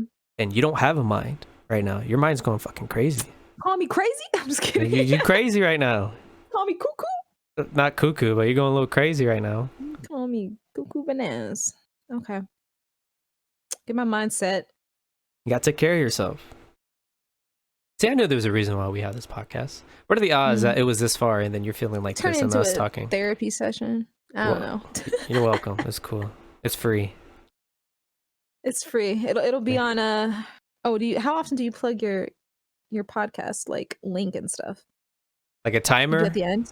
No, like at the end, yeah. I don't know. At the end. Oh, okay. And then there's my Twitter. Y'all can follow my Twitter. There it is. Gold Lion. I say it right there. Well, Zego Lion. I had to put a Z-E-H on it. Zego Lion. Zego Lion. Yeah. How did you say my name in the beginning again? Loba de Luna. Loba de Luna. Love it. Guess I'll wait as well. Yeah. So, Moonlight, what you doing tomorrow? 30 minutes before your stream. What you doing tomorrow? I have to do it before a stream? Yes. What if I want to do it like in the morning or something? I don't want to do it before stream. I'm gonna be tired. Okay, so do it in the morning. But can you do it in the morning? Can you? Can you? I'm gonna look at my schedule. Stop. I'll throw my mason jar right through you right now. I'm kidding. No, yeah, I should be able to do it tomorrow. Do it tomorrow. I'm gonna be in your DMs too. I'll be like, did you do it? Oh shoot. Oh no. You put the pressure on me. Yeah, you're gonna find out why they call me Go Lion. I'm gonna get on that ass. You'll be like, listen, listen, did you sprint? Where's your time? Okay, we're gonna do faster next time. Say. Fine. But come back, be like, I hurt my legs. Can't do it next day. No. I mean, you know your limits, Did the stretches, do the warm-ups. I honestly don't, because it's like you recognize when your muscles are tired when you're working out, but I did not expect like that long to recover after that one workout session. My abs were killing me. My abs and my arms were freaking killing. I was in my chair going, oh. Brother's like, are you okay? I was like, oh, I'm alright. I'm alright, bro. And you do that ugly cry. Yeah. I'm gonna be alright. Yeah, fuck. You over here with spaghetti legs and stuff. Spaghetti legs everywhere. Yeah, frozen veggies, something. Yeah, I put the frozen veggies on my abs. I like how you pointed at your chest and you said my abs.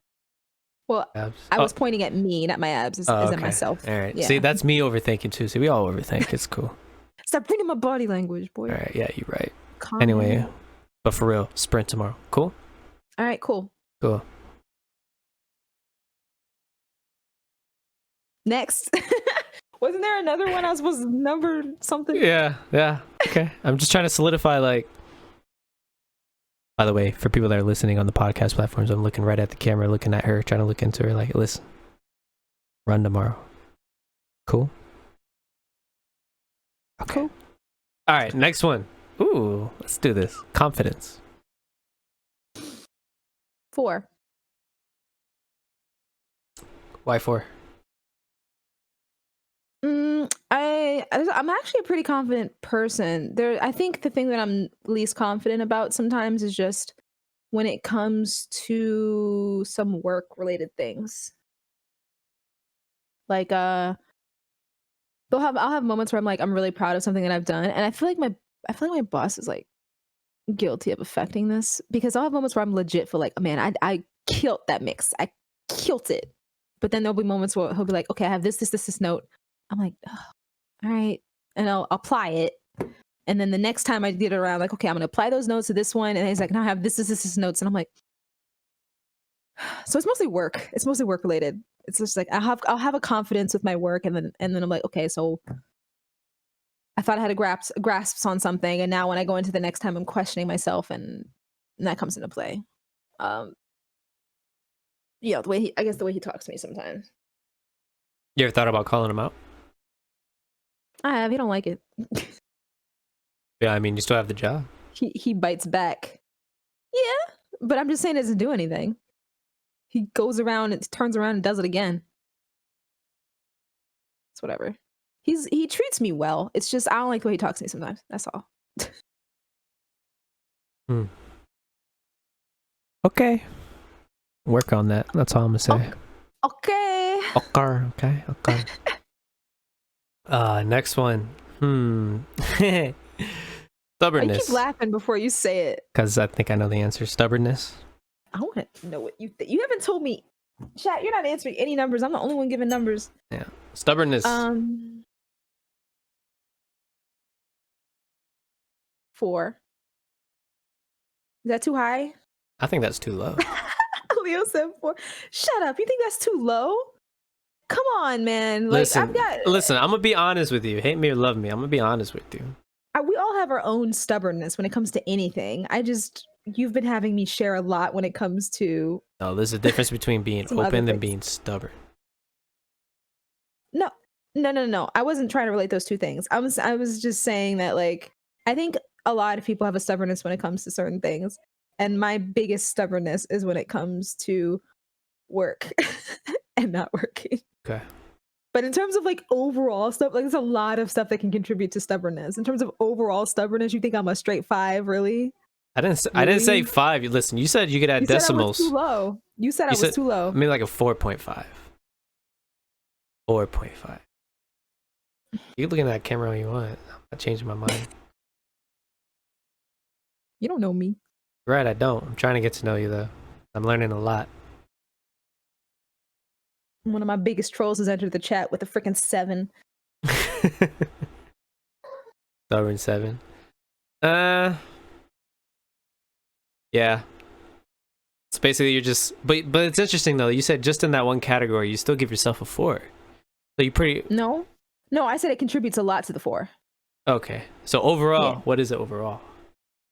Overall 4. I just feel like a lot of my stubbornness is mostly work related. But I also know I'm pretty stubborn when it comes to like. You're stubborn about putting yourself first too. Isn't that work? Isn't that's with work? Isn't it? I don't know. I mean, your job maybe, but like you consistently working out, you turning, you know what I'm saying. There's other things that you're being more stubborn than you think you are outside of work. All right, whatever, man. Give me a 5. I don't freaking know. I didn't say a 5. I said a 4.5. Whatever. I don't. Might as well round it up. You know, there's no point. No, I ain't rounding up none. Okay, next one. All right, so this one's gonna be interesting. Troll. Oh my god, video in chats just turns to the cold. Yeah, that cold wolf. She already told me about you. Yeah, it's the one who said I threw him out in the cold, so. Be all right. And the fact that he's still here, he's surviving. He'd be all right. He's a strong boy. Yeah, boy. Strong wolf. All right, next one. Gonna be interesting. Forgiveness. Okay. Forgiveness. Mm-hmm. Can I ask my brother? He's right next to me. Okay, yeah. No? Yeah, Can I cheat? Hey, Keon, if you were to rate my forgiveness 1 to 5, what would you say? Yeah. 5. Wait, 5 being like I am forgiving, right? Yeah. 5 being the most forgiving. Just in general as a person, being a forgivable. Overthinking it. Yeah, he's your brother. He's my twin. He would know better.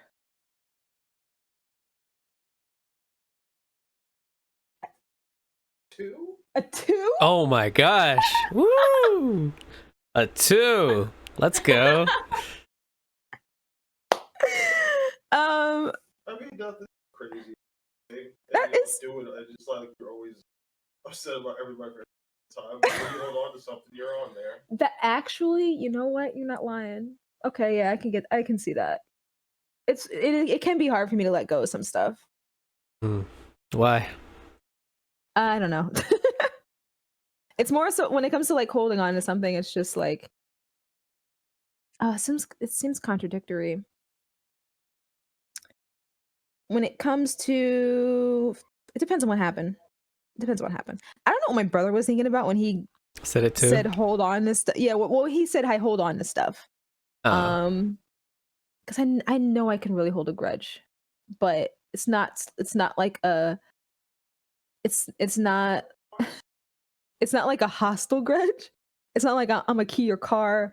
I need. It's not like a Viva Vendetta. Like I don't need to come for you with this elaborate plan, whatever kind of grudge. But it's more so it's like I.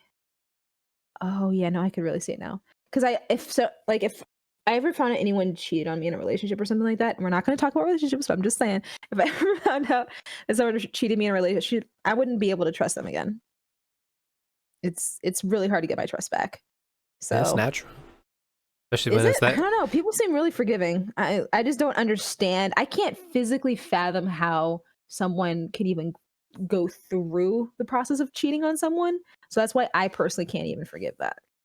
So I guess people that forgive it can understand it more than I can, for the most part. Because they have their own agendas. I guess so. But I also told you, it was like, if I don't like you, I'm not gonna waste your time. So don't waste mine.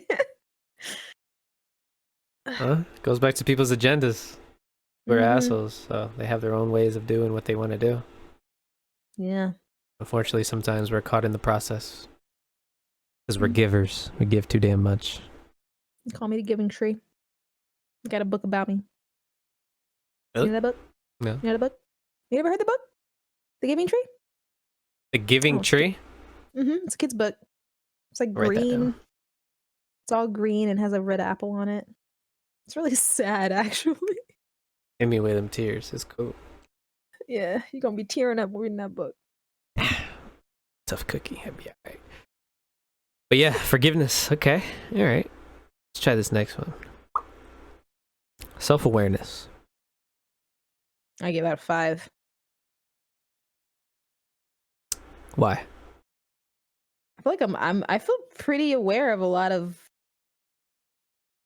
stuff about me. I mean, in terms of understanding like why I say that there's a part of me that's missing, I don't really that's probably the only thing that's really mysterious about me. But I'm pretty aware of me, what I do. Wow, what do you think? Your turn. Don't just smile at me. I just thought it was cute. You were like kicked back and wanted my answer. Okay. In a sense, you're overly aware, but at the same time, you're not as aware as you think you are. I'm not bragging about my awareness or anything. No, but I'm I not. feel like No, I'm that's not what I meant. That's not what I meant. Okay, sorry. I didn't mean it. I didn't mean it in an egotistic manner. No. Right. Okay. But yeah, I feel like it's kind of weird. You're over aware, but at the same time, you're not as aware as you think you are. It's like Really? it's this thing. So wrap your head around this. So it goes back to like people, what they think of you. It's like, I'm not what I think I am. I'm not what you think. I'm not what you think. Wow, I'm fucking this up. I'm not what I think I am. I'm not what you think I am. I am what I think you think I am. I am what you think. No. I'm sorry, say that last one more time. I am what I think you think I am. I am. Okay. Did you get that from a book or something? I study a lot of psychology too. But yeah, a book. It's a good quote too. That was gonna be, if I didn't do film, that was literally what I was gonna do with psychology. I'm jealous of Voodoo. He got to do it. It's like a double consciousness. Yeah, psyche. Yeah. So it's like. Okay. Yeah. All right. So it goes back. So it goes back to your self-awareness. It's like you don't know how aware you are, and then at the same time, it's like you're overly aware of who you are. So you're like in this limbo in yourself going on, because at the same time, it's like I know why I'm depressed, and I know what can change the depression, but I don't know why it's keeping me from starting to change the depression. Okay, this is me, right? We're talking about. Yeah, this is you. Yeah, it's you. I'm trying to understand your third eye thing you just gave me earlier about knowing who you are, kind of thing. All right. Okay. So then, what's the answer? Because I asked you what you think. So my answer is like a 2.5. You think I'm a 2.5? After I explained it, yeah. from what I Okay. explained. It's Yes, because I don't have a third eye, right? you do have it. You just don't know how to open it yet because you haven't taken the time to try to open it. That's that's what I'm trying to tell you. Okay. Because you're putting other things before yourself. You see how this is all turning circle right here? But you can be aware of putting stuff. It's not like I'm unaware of that, right? I know. I just But don't. but at the same time, see what I'm saying? Like you see, you're aware of it. But the problem is that you're not. The problem is not you're aware of it. The problem is that you're aware why. You're not aware of why to change the awareness of what's going on. I'm not aware of the aware. You're I not. want you to say it again, so Yeah. I know I heard it right. Sometimes I forget what I say too. This is how my brain works. Sometimes, yeah, I forgot it already. We're gonna have to look back at the VOD. Okay. But damn, Voodoo, did you get that, bro? Help me. I feel like you can help me out because we both studied this. Yeah. He studied it, so he would probably know. Okay. So yeah. So My third eye. Can I just draw it on my head? I heard that helps. I heard it helps with they the actually problem there, use with center. yeah, people use in Indian culture, Do. they use cumin and they put it on their third eye and they fall asleep and they claim they have lucid dreams because of it. It helps them open You it. can have lucid dreams from doing that. I want those. I don't remember my dreams, but if I could remember them, I want one. I want one. Well, I'm curious what those put are cumin like. right here. Boom. Right What there. is cumin? I don't even know. Is that a bean? No, it's a herb that you put in food. So you could buy it as a seasoning. It's like a powder. It's orange. You can just put your thumb in it. Go like. Does it smell good? Because if I have to sleep with it on my head, I feel like I shouldn't stink. Smells alright. It just has an instinct odor that only some can take. So it's like fine wine, you know. It just smells different to other people. I have a sensitive nose. Would it be hard for me? No. Like I can't go into a bath. What's it called? Bed. What is not bed? It's the other one. Bath and Body Works. Without feeling like I need to throw up. Okay. So no. If your answer is no. No, you'd be all right. It's nothing like none of that chemically made fragrance bullcrap. It's actual a herb in powder form. So you'd be all right. Cool. All right. So Voodoo says Moon is aware. Okay, hold on. Moon is aware of her not being completely aware, but however, being aware of being not completely aware. Yeah. Means nothing if you don't act upon it. Yeah, just my thing. Yeah, there you go. Boom. I'm happy he wrote that. Yeah. I'm sitting on it. You calling me lazy? All right, fine. Oh, I'm calling you that you're not. You don't know why you're lazy. Because you haven't taken the time to realize why you're lazy. Well, I mean, I said I was gonna get therapy. Like, I don't know what else I'm supposed to do. Yeah. See what it is. Get therapy. Yeah, but even a therapist can tell you what I'm telling you, but then you'd be like, well, I want a therapist, and I want like a life coach therapist, because I'm also kind of lost right now in terms of which career I should continue, because my career is starting to branch out in different directions when it was originally just one. And I need to know which one I'm fully committed to. So, and I feel like that's also what's kind of affecting my identity a little bit, because it's like, do I become this super hardcore sound engineer that knows everything sound related, or do I still stay in the production side or post-production side, which is what I've been doing since I've been in school, which is like editing and all this other stuff? And like, how much of that can I tie into gaming? Like, it's almost like I've got this tree with like 3 branches, and I'm trying to figure out which branch I want to follow along. Again, this goes back to the time where take the time to figure out the answers, but you're too busy just living in autopilot. Can't talk now. I'm on autopilot. So Leo says, I give a 4 because sometimes you're aware there's a problem, but you don't always know where the problem is coming from. You know your faults and you know your strengths, but sometimes your mood gets affected by seemingly unknown reasons. So basically so I like what he says there, because it comes back to habits. We're habitual creatures. We're instilled by paradigms, subconscious paradigms. What you explained, okay, this is making sense now. What you explained is that the home that you're in, you keep coming back to it.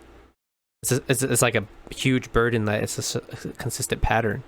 That's why I say when you go out and sprint, you're knocking down 2 birds with 1 stone, which is you working on your health to help your creative juices to help create the momentum to find the problem. And also you're out of the routine, out of that whole paradigm that you're in, being in your home all the time. Yeah. Okay. Cool. I'm not taking this advice with a grain of salt, by the way, guys. I feel it, and I'm grateful for it, for all of this, because it's one of those things where it's like, but you kind of need to hear it at the same time, because it's like you can tell yourself a million different things in your head, and to get to the point where there's so many voices that you're like, okay, you know what? All y'all just shut up.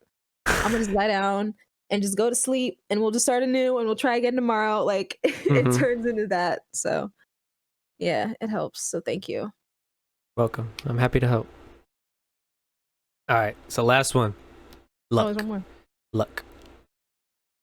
Luck. Yes. Three. You say re or three? I said 3. I was like, re. Don't bring that here. I don't even understand re. I don't know what that is. I thought, is that a kids thing? Yeah, some of that little teenagers that play Fortnite that are toxic that say that. JoJo. It's annoying. My brother's saying JoJo. I don't know who JoJo is. You know, JoJo's an anime. Oh, JoJo Bizarre's Adventure? Mm-hmm. Oh, it's what Dio says? Oh. Yeah, but they take it out of context. Yeah, kids always do that. Kids take everything out of That's context. how they ruin it. They better not touch certain damn kids ruining things. Those dang whippersnappers. Goddamn, dang, ding, dong, darn, man. Goddamn, man. Jeez. Them boys ain't right. They're not. So you said luck. 3. Why 3? I feel like there's moments where I feel blessed with luck. And at the same time, it's like crushing. It's like, damn. They're crushing blessings? No. Well, they're different instances, so I wouldn't say crushing blessings, because the blessings are blessings. But at the same time, there's like moments where I'm like, man, that situation would have been a lot easier or that would have been a lot better if I just wasn't here at point A, or if like it was a different time, then it would have gone a lot differently. So I feel like I'm kind of in the middle with that. I don't really like more luck or worse luck for the most part. Yeah, it makes sense. Leo says 2. You straight up told me you relate to Zuko when I quoted his whole, I don't need luck though. I don't want it. I've always had to fight and struggle for what I've got. And that mate, that's strong. I did not say that. I never said that. No, I did not. You did! No, I didn't. Says an anime. You did! That's a very specific thing for me to... I said I relate to Zuko. I spit on my... If I said I relate to Zuko, it wasn't the luck thing. That would explain it. Ow. I feel like luck has played a part in my success too. Like I've been lucky enough to meet people, but only I met them because I was in a certain instance. Okay. Okay, eye emojis. That's all. Yeah. All these eye emojis? What are you guys thinking? Oh, man. All right, Loba. So, you set your character creation, and you set your attributes. Now you're off to your main quest. So what is your main quest? And I kind of got into that earlier. It's like, at this point, I'm not entirely sure. I think being stuck on autopilot doesn't help. I know that I want to get further in my career.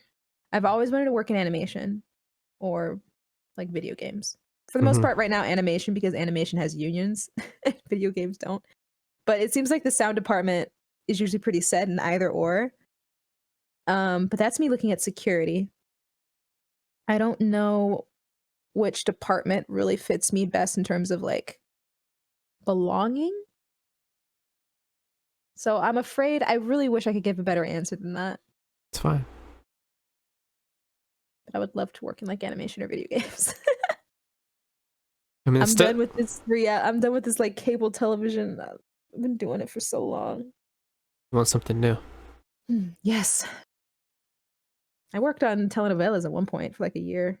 Who? Or a little less than a year, like 8 months. Telenovelas? Telenovelas? Telenovelas, yeah. Okay. I was doing...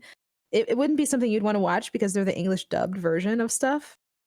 But I was like recording the actors as well as like cutting in and mixing their stuff for the show to make them sound like they're in the show, which was a very interesting experience for sure. I didn't expect to do it long time, but it was one of those things. It was like, I could say I did that, and that was pretty neat. Makes sense. It's like open. It was a different world. But yeah. So animation is when you want to get into your main quest. Yeah. Is there like any particular places you want to work? Either at anime studio or like DreamWorks. Okay. I question Disney. Disney sometimes makes me nervous in terms of like it seems good. I don't know. I keep hearing mixed things about Disney. But yeah, DreamWorks, Disney, and there was this one studio that I was trying to work at. I honestly have no idea what happened with them. And I was so excited because I was telling my community, I was like, guys, like they interviewed me and they had me come in for what was basically like showing me what I would be doing, which after an interview makes you think, okay, have the job, right? Like you had me sit in on sessions without signing any NDA. Like I know I saw the shows they were working on and stuff like, so yeah, and then it fell through. I have no idea what happened with that studio, but they all like worked in anime and I was like, I can do this. Like this looks like fun. I'd be so proud. I want to work at a place where I'm proud and happy to show my work to people. So yeah. That's the long-term goal. Awesome. All right. So say you did your main quest. Now you're off to do your side quests. So what are your side quests?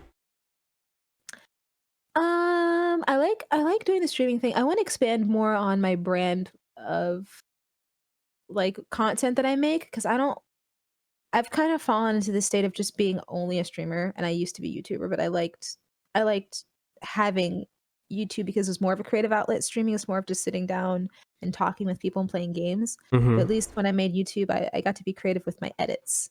Okay. And it's not like you can't be creative in streaming. It's just it usually invests a lot more time, sometimes money. When I like in YouTube, I can just make all that stuff happen post, which I do in a single program versus like I have to use OBS, I have to use other software. I have to like integrate APIs that I don't know anything about. Like it's just all this other stuff that's just it's something that I've attempted to mess with, but just I don't know. I wasn't able to fully commit to, sadly. Would you want to commit to it though? I like streaming. I like streaming as a hobby. I don't want to invest too much money in it because I don't expect to get much money back. So you're looking at a business point of view of it. If I'm gonna, when it comes to money, if I'm gonna devote a lot of money into something, I want it to feel like it's something that I'm either really, really proud of because it's like I made this, or that managed to bring money back. So it's not just something that I spent like thousands of dollars on and there was nothing I could really show for it in return. So like for example, like so I've been doing sponsored content off stream and on stream. So like YouTube videos, and I have had some sponsored streams and stuff. So I see that as like there's some money coming back, there's some money earned, as well as like when my community is able to contribute, which I really love you guys for. Thank you so much when they contribute like subs and embers and stuff like that.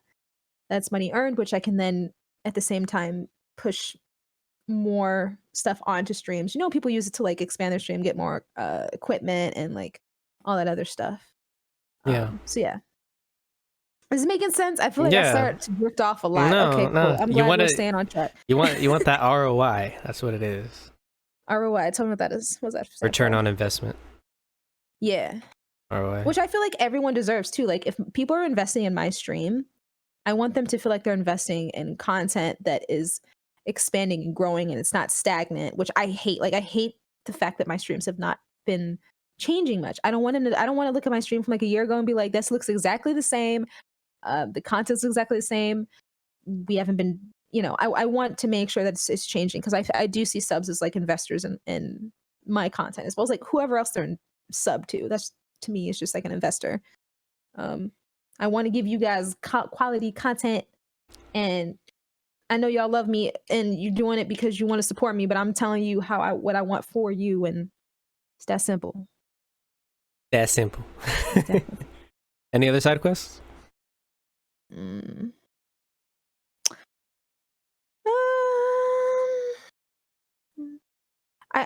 know what's funny? Oh, I want to get a car. Does that count? Of course. I don't have a car. Yeah, of course. I'm almost 30 years old and I've never owned a car. So that's something I want to do once the whole quarantine thing ends. Because I feel like I've been getting along absolutely fine out here without a car, and that's why I haven't gotten one. I'm saving money, and I don't need it now.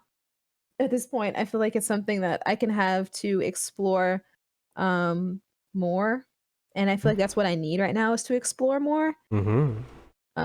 Even if it's just going for a drive or going to a location that I just never would go to because if I were to do it without a car, it would take a lot of buses or trains or I don't usually go to a lot of stuff that's out of the way in terms of like work or what do you call them like entertainment like things. Mm-hmm. Um, More experience than like yeah. Why did you say merch, Voodoo? See, fun. the reason that the reason I don't have merch is because I don't feel like anybody's gonna buy it. Oh, okay. I'm gonna be honest. I don't really think people are gonna buy it, and I think that. And here's my third eye is like speaking. Mm-hmm. The reason I think that is because I don't see my content as something to truly be a fan of and be like, yeah, I want to sport, a Moonlight Wolf hoodie because I'm a fan of Moonlight Wolf. And that's what I want. I want my content. I want my content to feel like that, and I feel like at that point then I'd have the confidence to be like, okay, I'll make merch so people can be like, oh yeah, I'm a fan of something other than a girl just sitting in her chair and talking to people. Like she's legit funny. She does all this stuff. She look at this. I can proudly show, I proudly share her content on here and here and here. I want to make sure my brand is being seen as valuable before I start saying, all right, now share it with the world. Does that Yeah. make sense? Yeah. Okay. That's. I see what it is. But hey, I mean, you could test some things out. Put out some pre-orders. Put out a design, a pre-orders, and just try it. You never know. I mean, it's easier said than done. Like, in order to have that done, you have to have a company that's willing to be like, yeah, we'll make like 5 of these You and ever see heard how they Printful? do.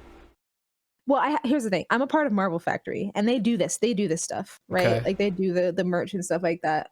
So if I were to make merch, it'd be with them right now. And I was working on something with them. There were some roadblocks. There were some roadblocks which we're like figuring out right now. Like we're trying to untangle some stuff Mm-hmm. with them. But I think because I'm working with them, that it's not as simple as like if you were to use a website like I don't remember what you said, but whatever you just Printful, said. yeah. Printful, Yeah, and, it's print on demand. It is. okay, or like Streamlabs where you Yeah, can just that's put your also logo on a shirt and print on just demand. yeah. But I want my merch to be more than just my logo on a shirt, which is why I'm with Marvel. Like they can do way more than that. So like if I'm gonna have merch, I want it to be like here, like they said they can make plushies for me. So I was like, oh, I want a Moonlight Wolf plushie. Like Let's I go. feel like that represents me as a brand because I'm freaking obsessed. Like you guys see, like back Yeah. here, if I had a plushie, it was like I'd throw at people like, hey, it's like if I were to get if like E3 were to happen this year, I feel like I would have really fallen through on getting the plushie, so I can literally just toss it around at conventions and people can have that little plushie. They can be like, oh yeah, I met Moonlight Wolf, and they can like stuff like that. Exclusive. Yeah. Exactly. Yeah, exactly. That's like that would be adorable. That'd be dope. Yeah. Where's our Nala plush? Nala, what? Oh, Leo. I- that would come after. If the Moonlight Wolf plushie would do well, then that would definitely come after.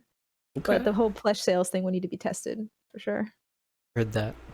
Mhm. Okay, so you complete your main quest and all your side quests, and then you reach your final boss. So what is the final boss you wish to conquer? Uh-oh. Mm-hmm. We're talking about life, right? Correct. I would love to have myself established enough. I'm no longer on paycheck to paycheck, which is like goals, right? As an independent contractor out here in California, like that's goals. I would like to have a well-established home as well as be able to buy my mom a place to live and like help support my family back at home.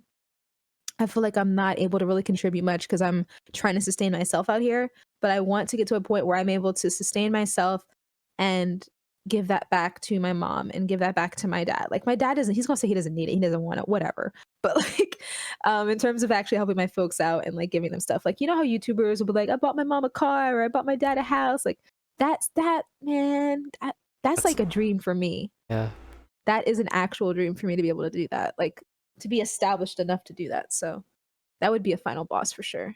I'd feel accomplished as an adult, full grown adult doing that. Okay, so you beat your final boss, then it hits game over. Mm. What is the impact or legacy you wish to leave when somebody opens up your save file? You know, I kind of feel bad I didn't talk about this much because I remember saying in my head I was going to. In terms of impact, I would like to make an impact in the gaming world. I know that I've been fortunate enough to be brought on board of a lot of different marketing campaigns and some in industry events where I feel like my face is kind of representing, because where I've been brought in, I don't see a lot of black face, like black people, let alone black women. So like I think in general, I should have brought that on earlier. There's so much about me that I haven't even like, I feel like I haven't even like scratched the surface about stuff that I could have talked to you about. But yeah, with that, I would like to make black women being seen as a more recognizable face and not just what some people for some reason still to this day say is just social justice warriors, or you know, like a Reggie. Like everybody knows Reggie, right? That. Like, okay, he's not just a blackface, but at the same time, he represents people of color, representing an entire industry. Like that would be amazing, right? So I'd love for that to happen. I get that going. I'm working on stuff. My brand isn't big, so I don't know how much I'm able to really establish, but like I've got I've got connections to help with that. And I think if I push my brand harder, which is hard with work, it's really conflicting with work because I can't commit the time and energy that I would like to. And pushing my brand harder, which helps get my voice out there more, to really help with that whole end goal. And what did you call it? Your save After file? I die? My save file? Yeah. Oh, is that what you said? Save file already? Yeah, this is it. Oh, we're at the end. Yeah. I keep getting on your phone. I'm so sorry.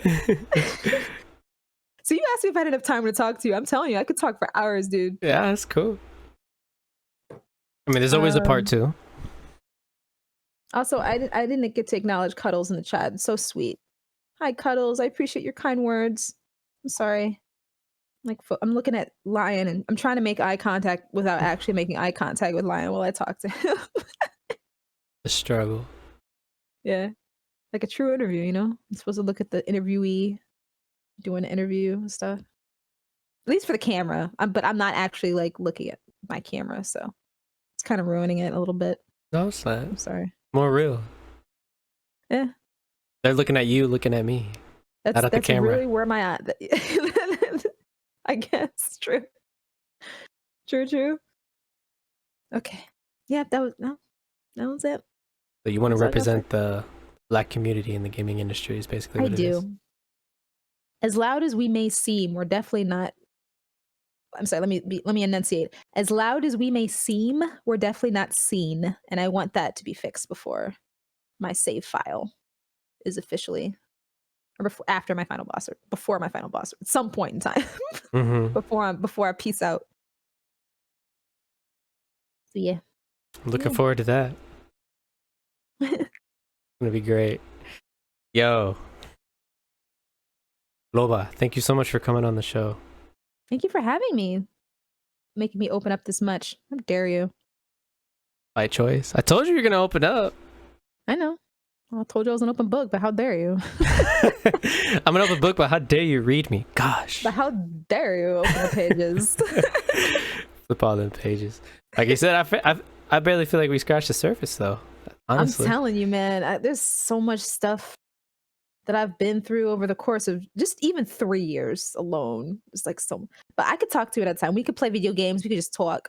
Of course, Overwatch. Like later. Yeah, we can play some video games. First, I'm being serious. Like, I'm down to play some video games. I'm looking at the camera now. All right, me too. Me too. All right, cool. All right. All All right. right. I'm breaking contact glass. I'm making weird, like legit eye contact. Okay. I mean, I'm here too. You broke it. No, you broke it first. I saw you. On my peripherals. You broke it first. All right. The videos don't lie. Just looking back at this. All right. He went like this, Chad. Don't lie. Like this. This is an awesome duo. Oh yeah, we're gonna be out here gaming fucking kids up. It's gonna be great. I talked like I had wine. Not that much, Leo. No. Maybe it'll help you loosen up.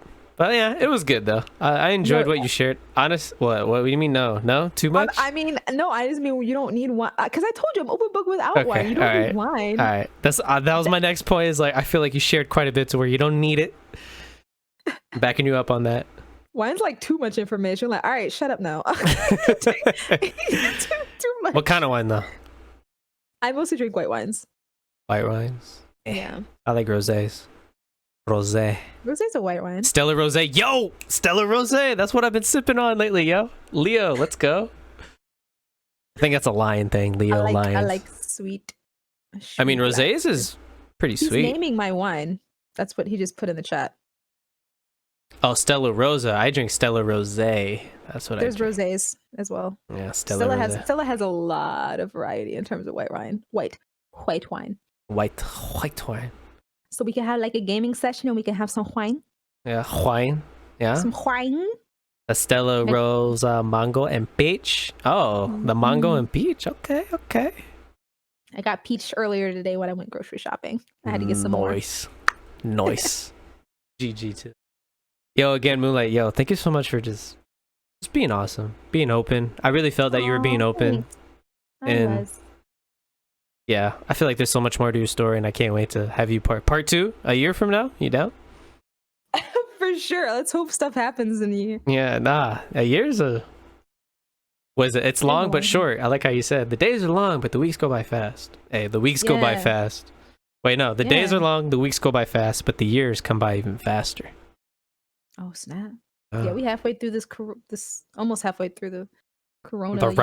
The Rona. My friends make wine. It's pretty much my only wine I drink. Yo, that's some connections right there. That's actually really cool. Yeah, that's a good connect right there. Shit.